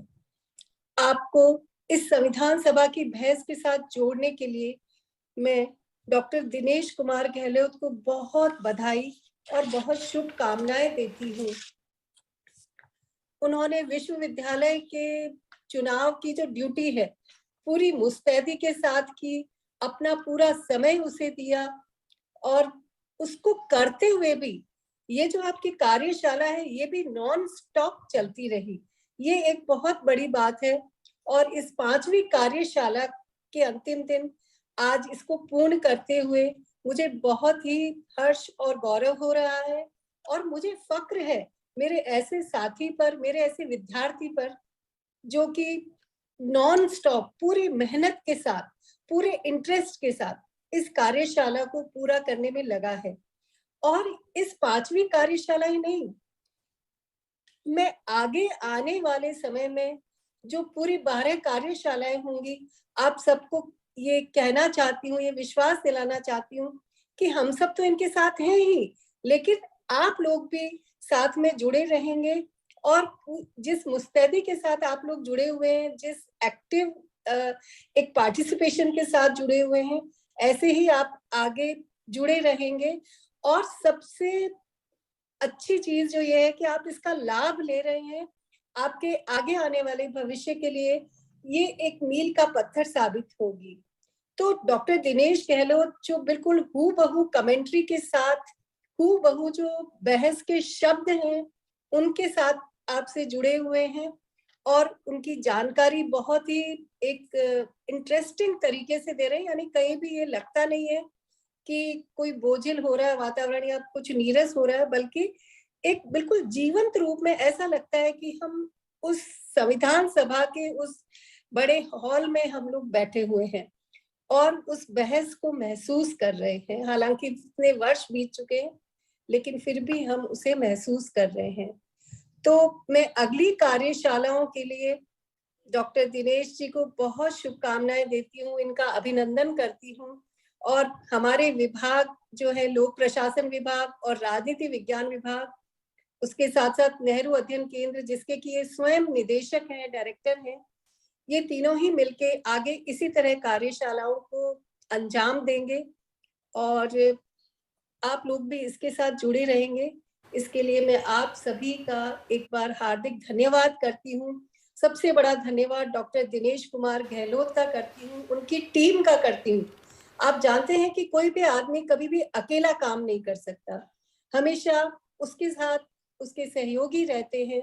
तो उनका भी मैं हार्दिक आभार व्यक्त करती हूँ, उनका भी अभिनंदन करती हूँ कि बराबर चाहे वो टेक्निकल टीम हो, चाहे वो एकेडमिक टीम हो, सभी लोग साथ में जुड़े रहते हैं। तो आज के दिन मैं आप सभी का अभिनंदन करती हूँ। बहुत बहुत धन्यवाद। जय Hind. Thank you very much ma'am. आपका, कांता मैम का, हमारे डीन साहब रैगर साहब का, विश्वविद्यालय के कुलपति महोदय का जो लगातार मार्गदर्शन, जो आशीर्वाद मिलता है, उसी से हमको ताकत मिलती है। वो जो सकारात्मक जो ऊर्जा है वो आप लोगों के इसी आशीर्वाद से मिलती है। उसके लिए मैं तहे दिल से आपका बहुत बहुत आभार व्यक्त करता हूं। और मेरे यूट्यूब के जो साथी है वो बहुत ध्यान से सुनिएगा, हमारी जो छठी जो कार्यशाला है वो 27 जनवरी 2022 को होगी। वो एक दिन की कार्यशाला है, लेकिन मैं यूट्यूब के मित्रों से ये एक बार फिर मैं आग्रह करना चाहता हूं, क्योंकि यूट्यूब पर ये सारे वीडियोस उपलब्ध हैं। तो मेरा आप लोगों से ये आग्रह है कि हमारी संविधान सभा की ये जो खुशबू है, इस खुशबू से सभी लाभान्वित हो, इसके लिए आप बात दूर तक लेके जाइए। संविधान सभा की खूबसूरती, संविधान सभा की बारीकियां, संविधान के संदर्भ में किसी भी प्रकार की भ्रांतियां अगर किसी में है तो उसको अगर महसूस करना चाहते हो, उसको दूर करना चाहते हो, तो हमारी ये जो वर्कशॉप है, हमारी ये जो कार्यशाला है, बहुत महत्वपूर्ण बात है। जूम पर हम लोगों ने इस वजह से आयोजन किया क्योंकि हमारी कुछ लिमिटेशंस होती है, हमारे विश्वविद्यालय के कुछ नियम कायदे हैं जिससे कि हम एक्टिवली पार्टिसिपेट कर सके। यूट्यूब पर लाने का उद्देश्य एक ही है कि हम रहे ना रहे पर YouTube पर ये वीडियोस उपलब्ध रहेंगे, तो आप संविधान सभा की बहस पर कभी भी चर्चा कर सकते हैं, कभी भी उन बातों को जान सकते हैं। मैं एक बार फिर आप सभी का और विशेषकर उत्कर्ष की इस टीम का तहे दिल से आभार व्यक्त करता हूं। कितने दिन छुट्टियां रही होगी, लेकिन इसके बावजूद भी वो सुबह सुबह आकर जुड़ते थे, हमारे इन कार्यों में इतनी मदद दिलाते थे। मैं पर्दे के आगे का खिलाड़ी जरूर हूँ, लेकिन इसके पीछे मेहनत इन लोगों की है, खासकर तकनीकी टीम की है, जिन्होंने इतनी खूबसूरती से इस कार्यक्रम को लगातार इतने दिन तक आयोजन करने में एक जबरदस्त हमारी सहायता की, मदद की। मैं आप सभी का तहे दिल से आभार व्यक्त करता हूं। प्रमाण पत्र की चिंता ना करें। 5वें अधिवेशन के प्रमाण पत्र के संदर्भ में हम लोगों ने बिल्कुल एक फिक्स शेड्यूल बना दिया है। अगले 2 दिन के भीतर भीतर आप लोगों को प्रमाण पत्र पहुंच जाएंगे। अगर फिर भी नहीं आता तो इंस्टा पर मुझे जरूर आप मैसेज कीजिएगा। मैं खुद अपने व्यक्तिगत नंबर से आप लोगों को प्रमाण पत्र पहले भी भेजे, आगे भी भेजता रहूंगा। तो thank you very much and wish you all the best. Thank you.